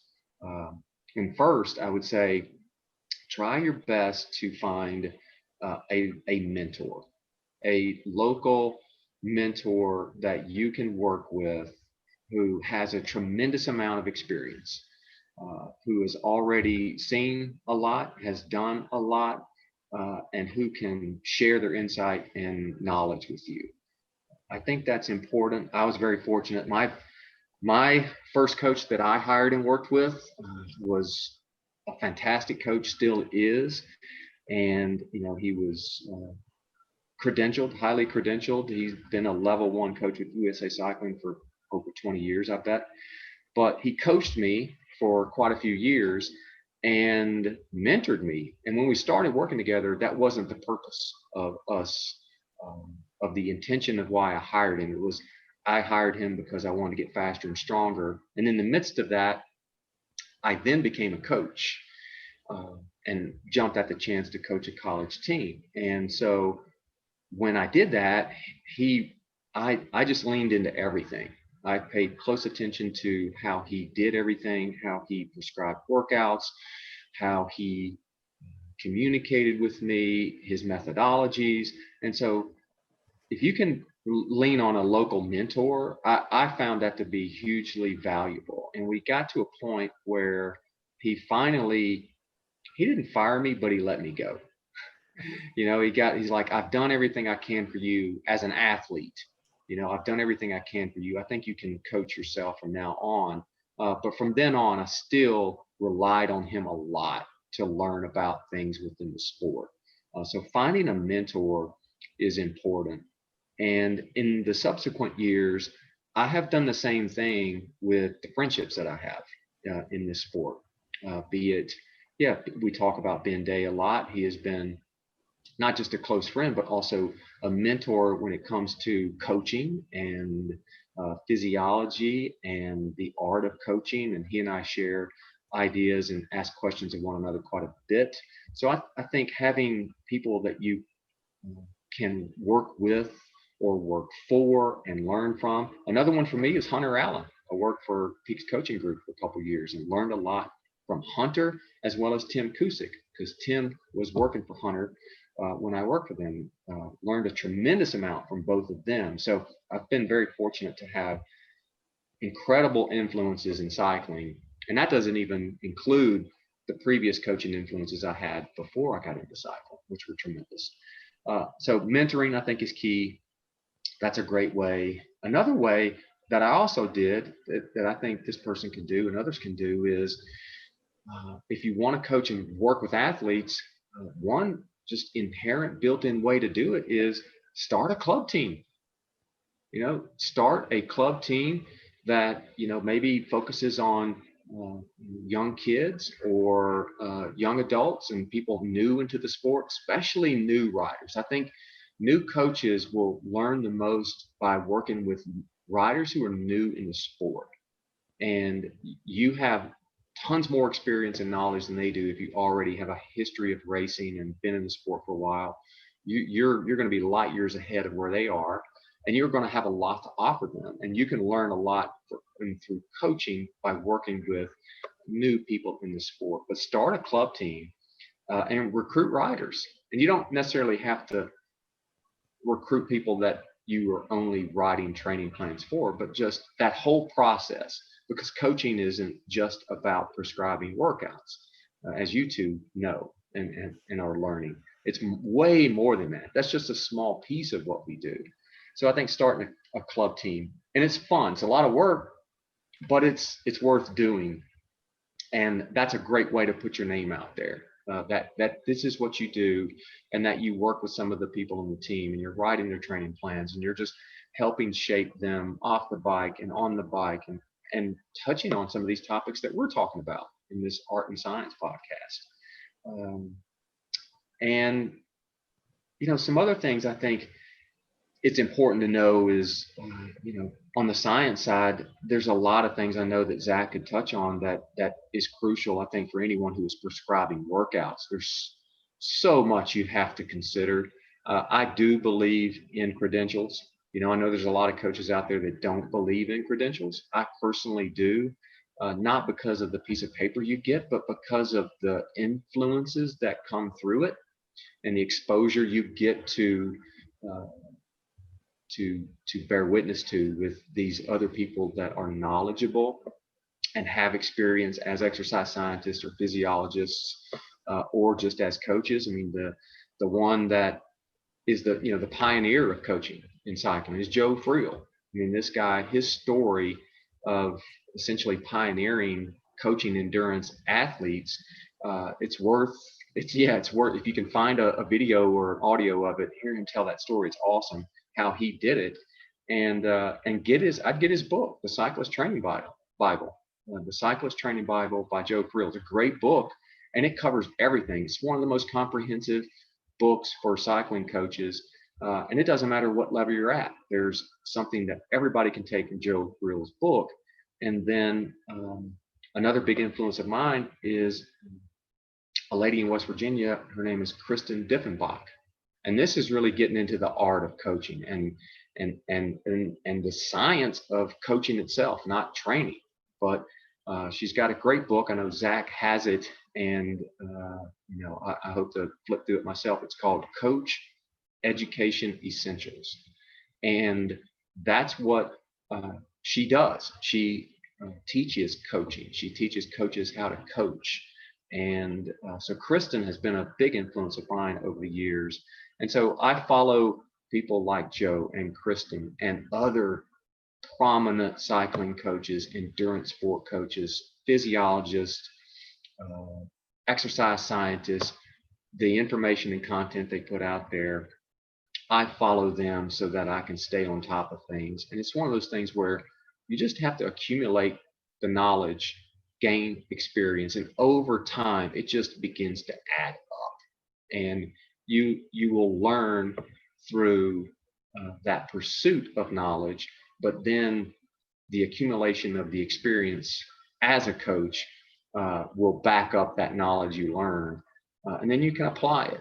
And so you have to take one step at a time, one day at a time, but there's a lot of really great content out there. There's some great people out there to follow and just dive in. You just have, it is a very intimidating thing to start as a cycling coach in this industry, if you want to call it that. It is intimidating for everybody. Doesn't matter if you're a male or a female. My view is it's a bit intimidating. Like, where do you get started? Like, how do you even get plugged in? How do you get a client? And it's tough. It's tough for everyone who starts it. But those are just a few things that pop into my mind. And that's not even talking about, well, okay, you have to have a heart for it. You have to really want to help other people, like, get better and improve. You got to enjoy that, because their success, it's theirs. They own that success. You as a coach don't own that success. They do, but you got to enjoy helping them succeed and get better and experience the sport. Got to have patience. Got to be flexible. Got to be open-minded. Like I was thinking about something today after mine and Ben's conversation or podcast we recorded the other day, and it's how I was this way when I first got into coaching. I saw everything as black and white. There's everything is black and white, and there's an approach that you take, and you especially learn this, and it gets beat into your head if you come from a ball sport background, which is where I come from. And I know that you guys come from sort of that background too. And everything is black and white. And what I've learned over the years is that a lot is black and white, but you had better be able to work in the gray an awful lot. If you cannot work in the gray, you're going to have a hard time in coaching, because when you're coaching, you're working with people. And when you're working with people, they can be unpredictable, and you can't control people, but you have to work with them. You have to adapt. And that's where the be flexible, be open-minded, and don't be so rigid and black and white. Work in the gray. So start that journey, because it's a lot of fun. And I started in 2005. Never would have imagined in 2020 I'm still getting after it, and I enjoy it. I love it. And so I know you guys are really early in what you're doing. So those are the things for me that jump out. I will say one of the things I love about coaching too is helping other people become coaches, and giving them some counsel and guidance. And I sure don't know, I don't know everything, and I'm not an expert on anything, but I've experienced a lot, and I love sharing those experiences. And it's partly why I started a podcast, is just to share stories. So Would you say you have an intense burning desire towards coaching? Oh, Are you a beacon you had for to others? pull that out. You had to pull that out. Man, I do feel a responsibility to do that, but I feel that responsibility every single day as a person. So here's my thing. I learned this from my college coach, and that is, I don't want to give someone a reason to talk negatively of me. They may not like me, that's fine, but I'm not going to give them ammunition to say, see that? Look at that hypocrite. I'm not going to give someone that ammunition. It's not going to happen. So I've taken that approach in cycling, and it's just, it's hard. It is hard. It's really hard to do. But if you can do that in the long run, people will at least respect you. And that's the hope. And so, I do have intense burning desire. And I try to be that beacon because, it's corny. This is corny. I'm going to say something corny. But there's times that I think, you know what? And you guys should think about this yourselves as professional cyclists. I thought about this when I was a professional baseball player, is that in a given moment, as people are watching you, you might be the one example that they need to see that day. They may have seen nothing but bad examples all day long, but you might be the one good example they needed to see that day. So what example are you going to set for them? Is it going to be a good one or a bad one? And certainly I've lived life long enough to where I've done some things that I shouldn't have done when I was younger, but you sort of wise up and realize, what did that serve me? And it sure didn't serve any other person. So, I do try to be that, and I'm not perfect. I'm not a saint, definitely a sinner, but I think that plays into it. And I think it's important that coaches, there's certainly lots of news stories out there of coaches who don't do that. And I mean, there's plenty of stories of coaches doing, just committing bad behavior, illegal behavior that involve abuse or in some cases death. What happened with those football players? Was it in Maryland or a couple years ago where they were being overworked and they weren't really being overseen in a proper manner? So, it's a big responsibility.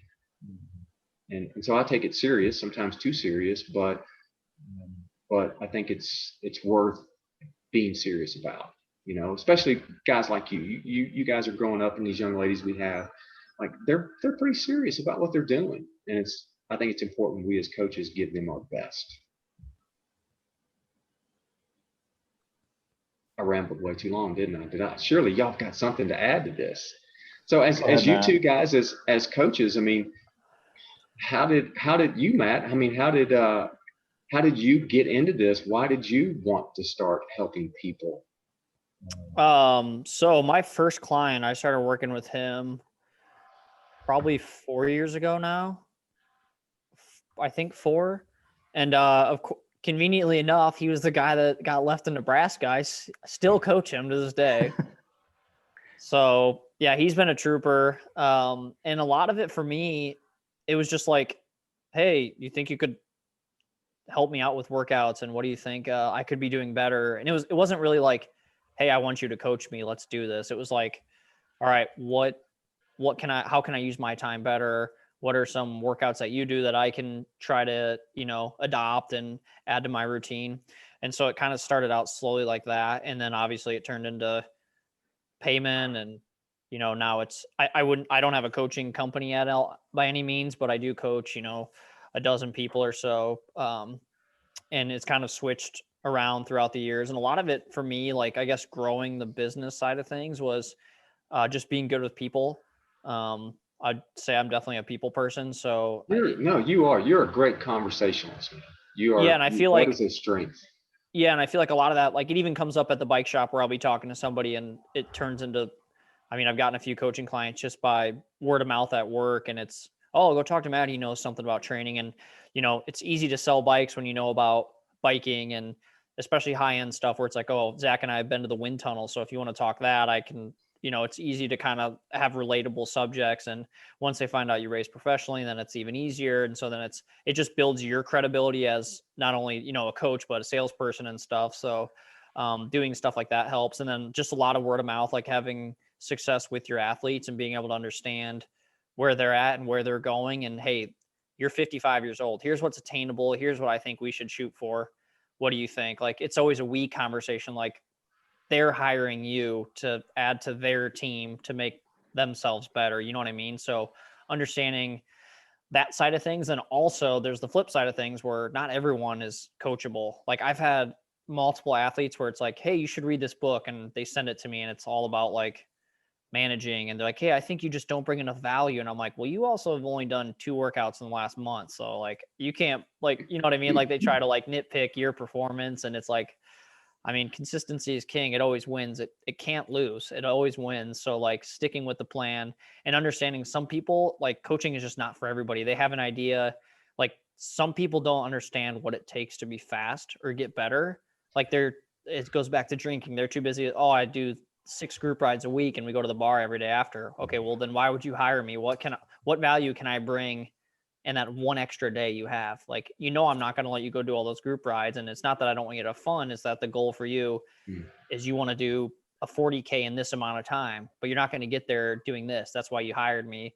So, once you start adding in the changes and they're changing their routine, I think you just have to know not everyone is good with a structured plan. I mean, so many people just go so far the other way. And then there's the opposite. I have guys that like every day in Training Peaks is green. It's like within a minute, like every single ride. And it's like, this guy's getting after it. And, the progression comes, like, you find they get better, and just understanding the different athlete types. Like, that goes back to the physiology of things, like different, genetic muscle makeups and stuff.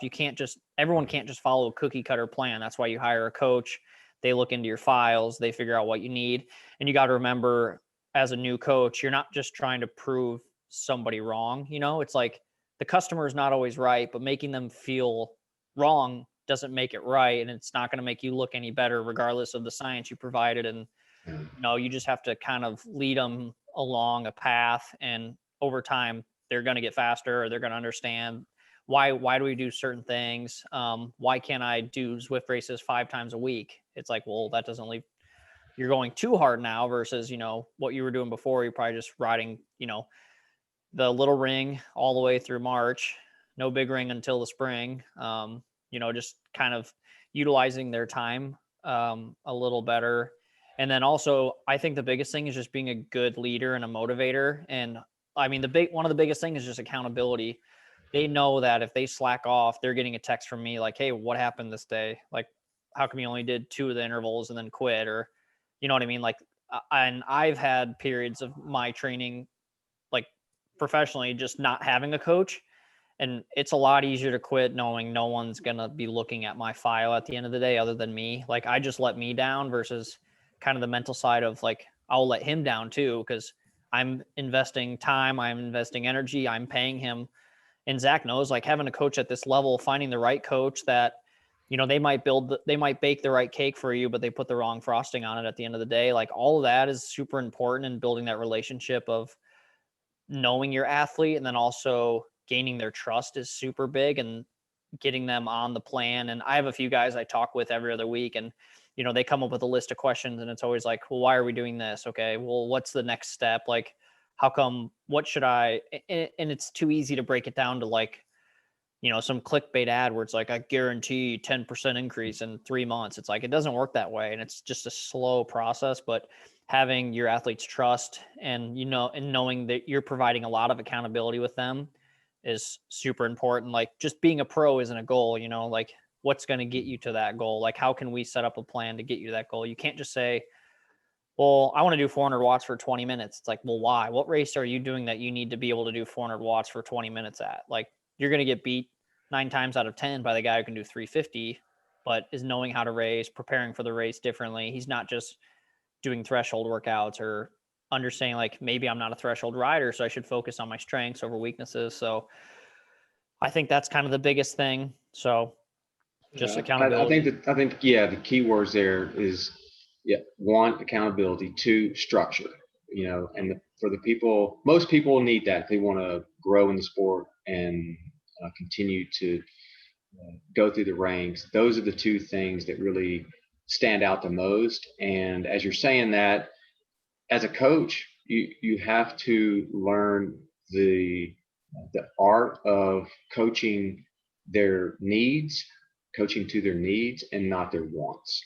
Now, you want what you want ideally is for their wants to be their needs, and that's the sweet spot. If you can line those things up, because their goals, their needs are going to have to align with their goals.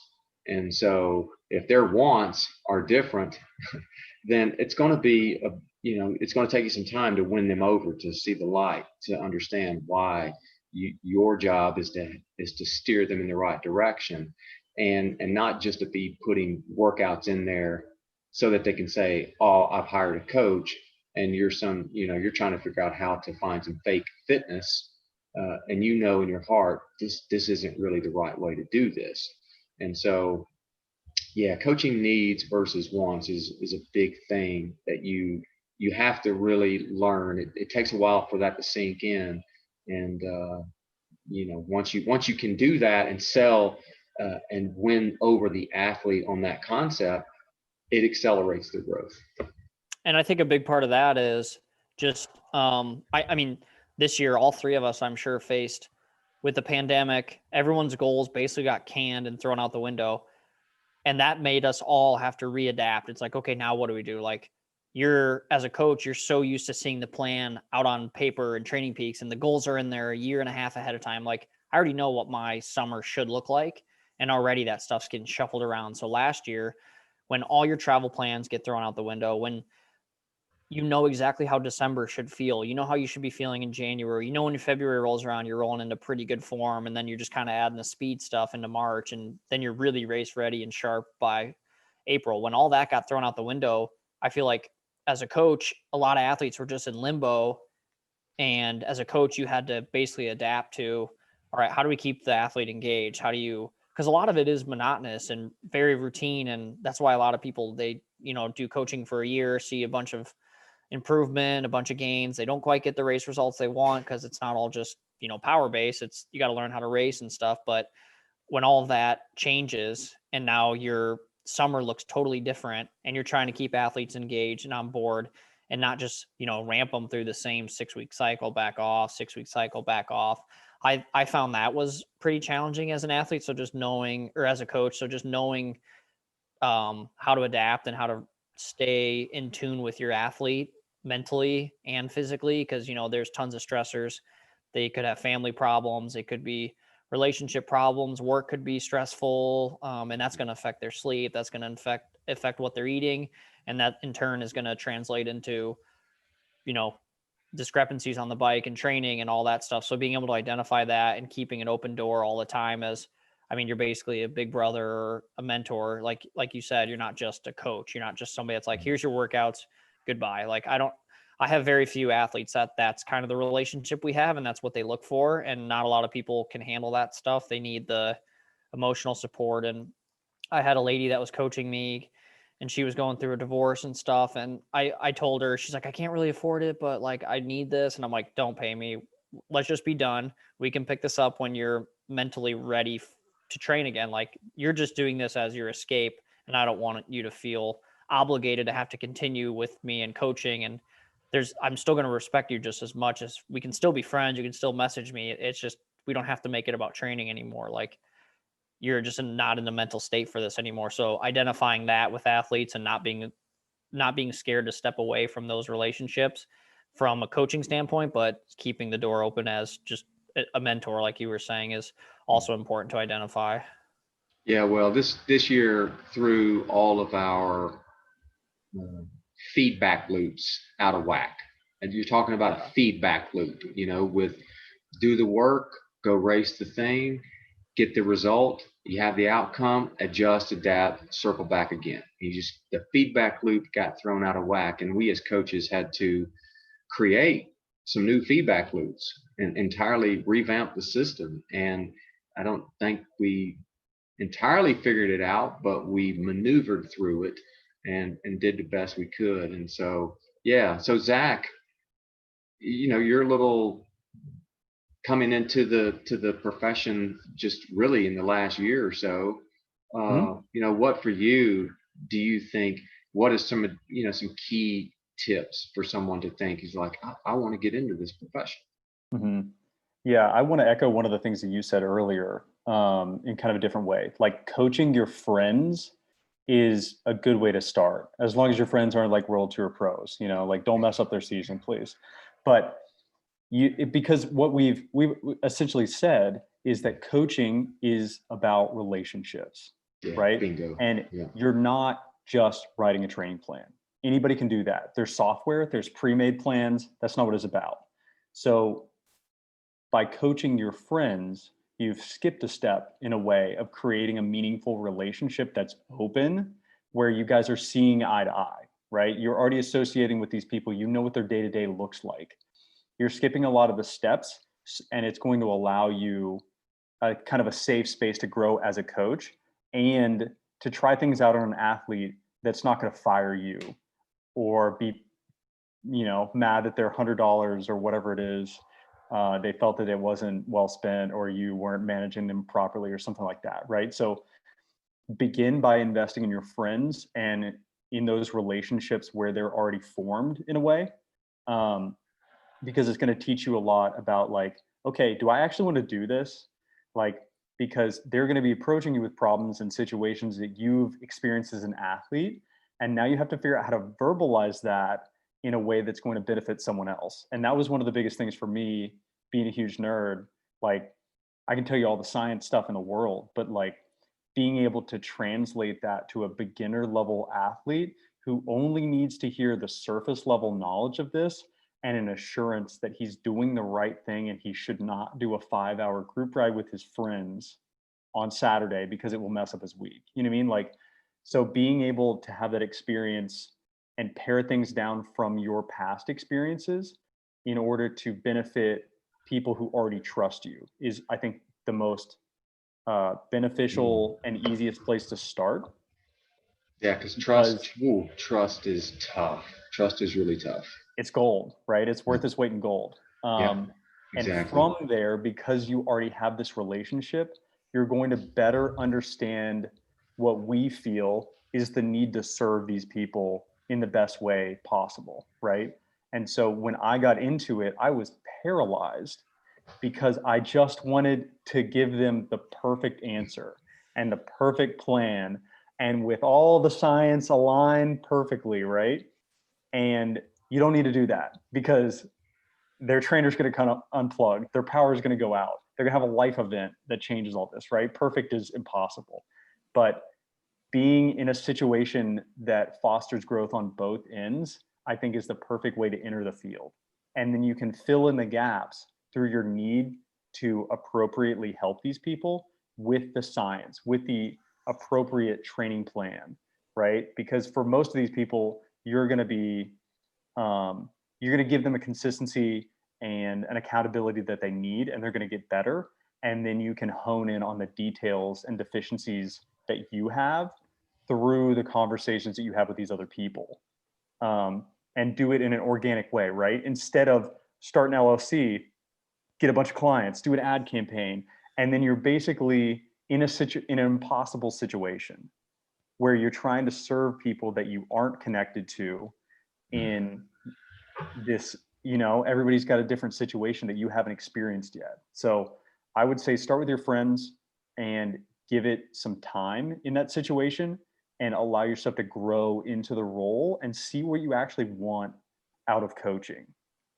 Because if you don't have like some weird visceral need to just like invest your emotional energy in someone else and be the cheerleader and be super excited for them and never get any recognition at all for the investment that you placed in them, then it's not a good use of your time, man. Like do something else, find another avenue of helping cyclists, because being their coach is an emotional investment, and it's a huge time contribution on your end to make sure that that silly little training plan and the 30-minute phone call or whatever that is, that interaction every week that you have with them is super motivating and super beneficial for them.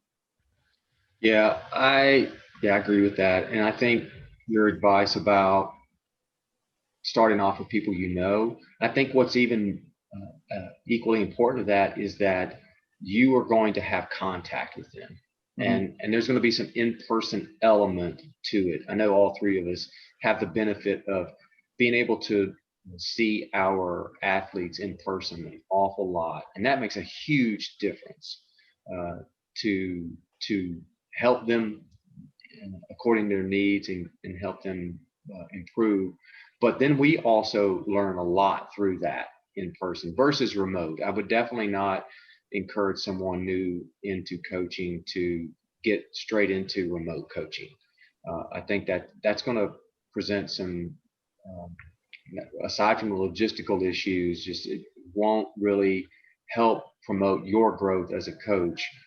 Get into it down the road after you have some experience and you really have your legs underneath you and you feel really confident about what you're doing. But I think starting out and with those around you and networking above and beyond what you're talking about, Zach, network. And that takes real work where you're showing up to races, you are visible in the community, you plug yourself into various situations, you're at the group rides, you are being seen. And I think that also goes a long way. And it's just one of those, it's a passion, but it's also a labor of love because you're already probably riding your bike, you're probably already racing, but this is you got to get yourself to a place where you can be comfortable going to a race and you're there in support of other people. You're not there for yourself. And that's what coaching is all about. It's not about you, the coach. It's about the athlete. If you're getting into coaching, you've probably already had your moment. You've kind of had your moment. You guys are a little bit different. You're simultaneously coaching and you're also striving to have your moment. Most other people are not in that situation. They've already had their moment and they may still race a little bit, but where they can contribute the most is helping other people have their moment. And you have to, when you're doing that, you have to step back and you have to devote yourself to it. And if you can do that, you'll get the most out of it. And because you really have to pour your heart and soul into it. And it has to be a labor of love. And if you do that, then you'll get everything out of it that you want and need. And I think it was you, Zach, who just said, you want to have an understanding of why you want to do this. What is it that you want to get out of this? Yes, you want to see your athletes succeed. Yes, you want to help them achieve their goals, but you have to have some intrinsic motivation in you, and you have to derive the joy yourself. Because like you said, Zach, there's not going to be a whole lot of praise that we coaches get. It's not like we get a lot of recognition. We all, as athletes, could stand to do a better job of showing appreciation to those that help us all along the way. I think humans in general are kind of guilty of praising other people for helping them. And so coaches don't get into coaching because they like to receive praise. You do it because you love to see the smile on your athletes' faces when they're experiencing a good outcome. And to me, that's why I'm into coaching. And when an athlete has experiencing sadness or frustration or disappointment, I feel that too. I mean, I feel that because I probably had a hand in that disappointment. I know I did in some shape or form. And so, you can't just go into it wanting to experience the highs. You got to be willing to take on the lows, just like the athlete does, because it's a big investment by everybody. Agreed. Same. And we've all been all pretty fortunate. I think maybe that's even why we three have gotten into this profession, is because we've been very fortunate to have been influenced and coached by some amazing coaches. like they're among the best in the business. You know, the guy that was my mentor, his name is Todd Nordmeyer. And you talk to anybody in the Southeast, they know who Todd Nordmeyer is. He goes way back, a hugely successful cyclist, but prominent coach, and he has been a mentor to many. And I was very fortunate to get close to him. And without him, I don't know that I would have become a coach. And then to then meet these other people and get to be friends with them and get to know them as people, pick their brains. I think that's the thing that I enjoy the most is becoming friends with all the other coaches and learning too from their experiences and sharing stories. Hey man, how did that work for you? Or I'm having this issue. What would be your suggestion? How would you handle this? Uh, and I think that's, again, going back to mentors. We're only going to be as strong and as successful as the type of people we surround ourselves with. And I think that's crucial, especially for coaches. Well, it's just any phone call with Ben Day, the dude's like a wizard. I'm like, I don't even know what you're talking about. Like, he's all the way up here all the time. And I'm just like, all right. Yeah, that's why I don't question anything. Just put it on the sheet and I'll do it. And so like having people like that is just like, I mean, how many times like I'm the slowest person that he coached, like when you're coaching like the Yates brothers and dudes on Mitchelton and they're like, oh yeah, I'll coach you. And you're just like, all right, like, was that pretty good today? Like you're doing your best power numbers. Like, yeah, it's decent. It's not bad. Like, we'll see how tomorrow goes. You're like, just say good job. Yeah. But you're just like, he just works with such high athletes, but it's also motivating because you're being steered in the right direction and mentored in the right direction. And yeah, I mean, he's the guy, like, I wish I recorded phone calls with him. Cause I'm just like, what were we talking about? Cause I need to like go look this up or see what's going on with that. And then you have on the hindsight of that, like the first coach I ever had was terrible. Like he was like this, he had no actual race experience, which made it really hard too. Because then they don't understand. Like it's one thing to get somebody fast, but then when a lot of people, they also are looking for that race advice and like, hey, how do I read the field? What are some markers I should look for? Like, I mean, getting them fast is only half the way there. Getting the actual result is twice as hard as the training.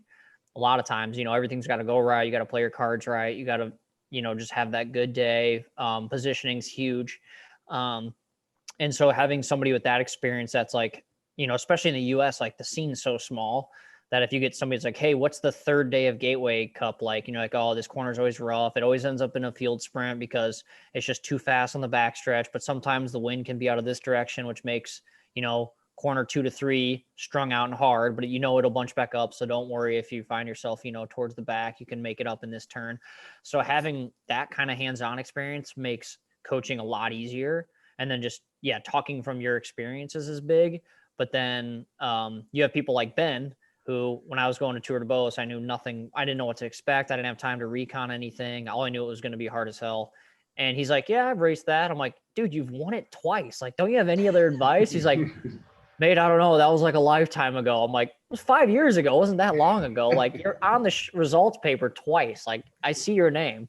He's like, yeah, I think I've done it twice. I'm just like, but then, the first coach I had was just like this constant, like we just were butting heads all the time. Like he was just kept trying to like, I mean, I knew from that time, I'm like, all right, I need more than 9 hours a week. I'm not going to get any faster. Like you have to give me more. And then he turned into this like, oh, well, if you think you need more, here's 6-hour days every day. And I'm like, okay, well, I don't have time on this day and this day and this day, yet you schedule my biggest rides during that time.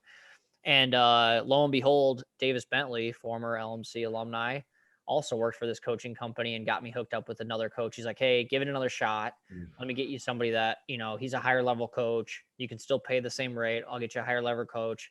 He's done a lot of the races you're looking to do. And he's like, and even the tension from that, you could tell coaches were talking and it was a little rough start, but kind of once we found our groove and, I gave it time. Like the only reason I switched to Ben was from that coach to Ben was just to try something new. I'm like, okay, I've been with you for 2-3 years. I know your coaching style. I know what to expect. And I was looking for kind of just something fresh. Maybe was there a different way to do this better? So, And that's mean, pretty common. That's pretty yeah. common for professional cyclists to work with a specific coach for a few years and then switch coaches and try something new, an Mhm. entirely new stimulus and way of doing things. And a lot of those world tour teams now have their own in-house coaches where, the athletes have to work with them. But that's a common thing. That was something I know from every pro cyclist I know has worked with multiple ones, and they take something from each one of those. Maybe that's a future episode for us, is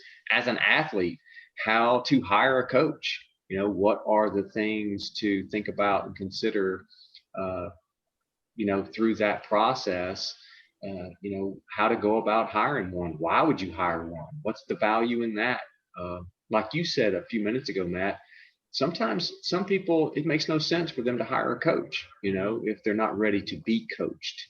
And being coachable is a critical component to getting the most out of that relationship. So there's a lot to think about, when it comes to just getting off the ground. But there are a few things to do that, that can put you on the right path, and then just grow that experience and take off from there and stick with it.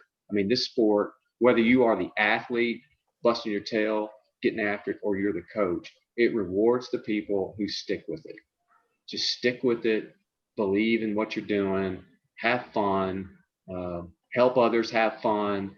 And, if you're already going to be in the sport, why not? And you have a heart for doing it, why not? And so just go about doing things the right way and treat other people well. And yeah, they're going to want to work with you. So I say, go for it and keep the questions coming. I mean, that's something I obviously enjoy talking about and enjoy doing. Well, it's funny how you talk about just rewarding people who stick with it. Cause the other day, like I was looking at something on my Instagram and I saw a comment from Zach and I's teammate, Peter Olenichek. And it was when I last year got to do Tour of Utah and race with that Canadian Continental team. And Peter's comment was, "You told me once in 2014 on the bike path coming home from Schlitz Park, it was only a matter of time, and patience has gotten you here." So just like knowing how long it's going to take. And I mean, I remember being at LMC like junior year. It's like, oh man, I did these power numbers, like racing the Hincapie guys, like, man, this is all it takes to be pro. Like I'm this close. And like a year goes by and another year goes by. And like, all of a sudden it's every year you're at Green Mountain. It's like, oh crap, this is the end of the year. Like it's it. I got to wait till next year and do it all over again. And, just, yeah, it's such a long process. So just sticking with it. And the patient part is so important because I mean, I've got working with athletes, you get a lot of like reminiscence of where you were, at that time when you were first starting with a coach and, they're struggling a ton. And it seems like, for 2 weeks, they're just hurting and struggling and, they're getting demotivated and they're just suffering a lot. And then all of a sudden you get through that. And it's like, trust me, like, what's on the other side, just like kind of stick with it. Don't focus on power, just complete the workout. Let's back off a little, but like, let's still keep that stimulus going and let's just push it a little further than you think you can go each time. And then all of a sudden, you get past it and 2 years down the road, you look back at that, you go, oh man, I can do that. I can do that 5-minute power for 35 minutes now. So like just seeing that growth. And that's the great thing about, we all use Training Peaks, being able to look back on that growth and you can remind yourself in the toughest times, go back and see like, okay, what did I do? What got me through? What was I doing right at that time? So being able to track all of that is nice, and just trusting the process and sticking with it it's harder than easy said, but it's hard to execute. But once you do, you find you find that rhythm and it pays off.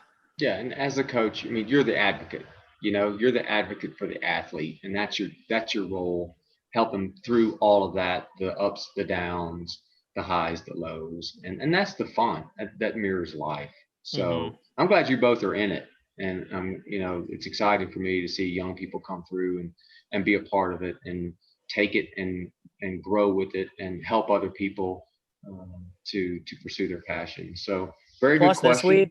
Plus this week, my first client I've coached is going to LMC next year. So oh yeah, there we go. Yeah. Coming full circle. we promised there was no exchange of payments of any kind to have you on this show to get him to come to our school. But no, we're excited to have Shay join us. I know he's excited. Yeah, he's but pumped. we're equally pumped as well. And so yeah, looking forward to that. So all right, guys, I think we have gone on for a good bit here. We have. And so I think we should wrap up the show. Matt, thank you for being on the art and science of coaching today. We covered way more ground than I thought we would, but this was good. I'm glad you joined us.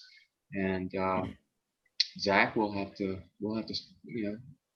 get another list of questions and dig into it again and see who, maybe some other coach we can round in here the next time and join us. So guys, I appreciate it. Some good discussion. Yeah, thanks. It's fun. Thanks.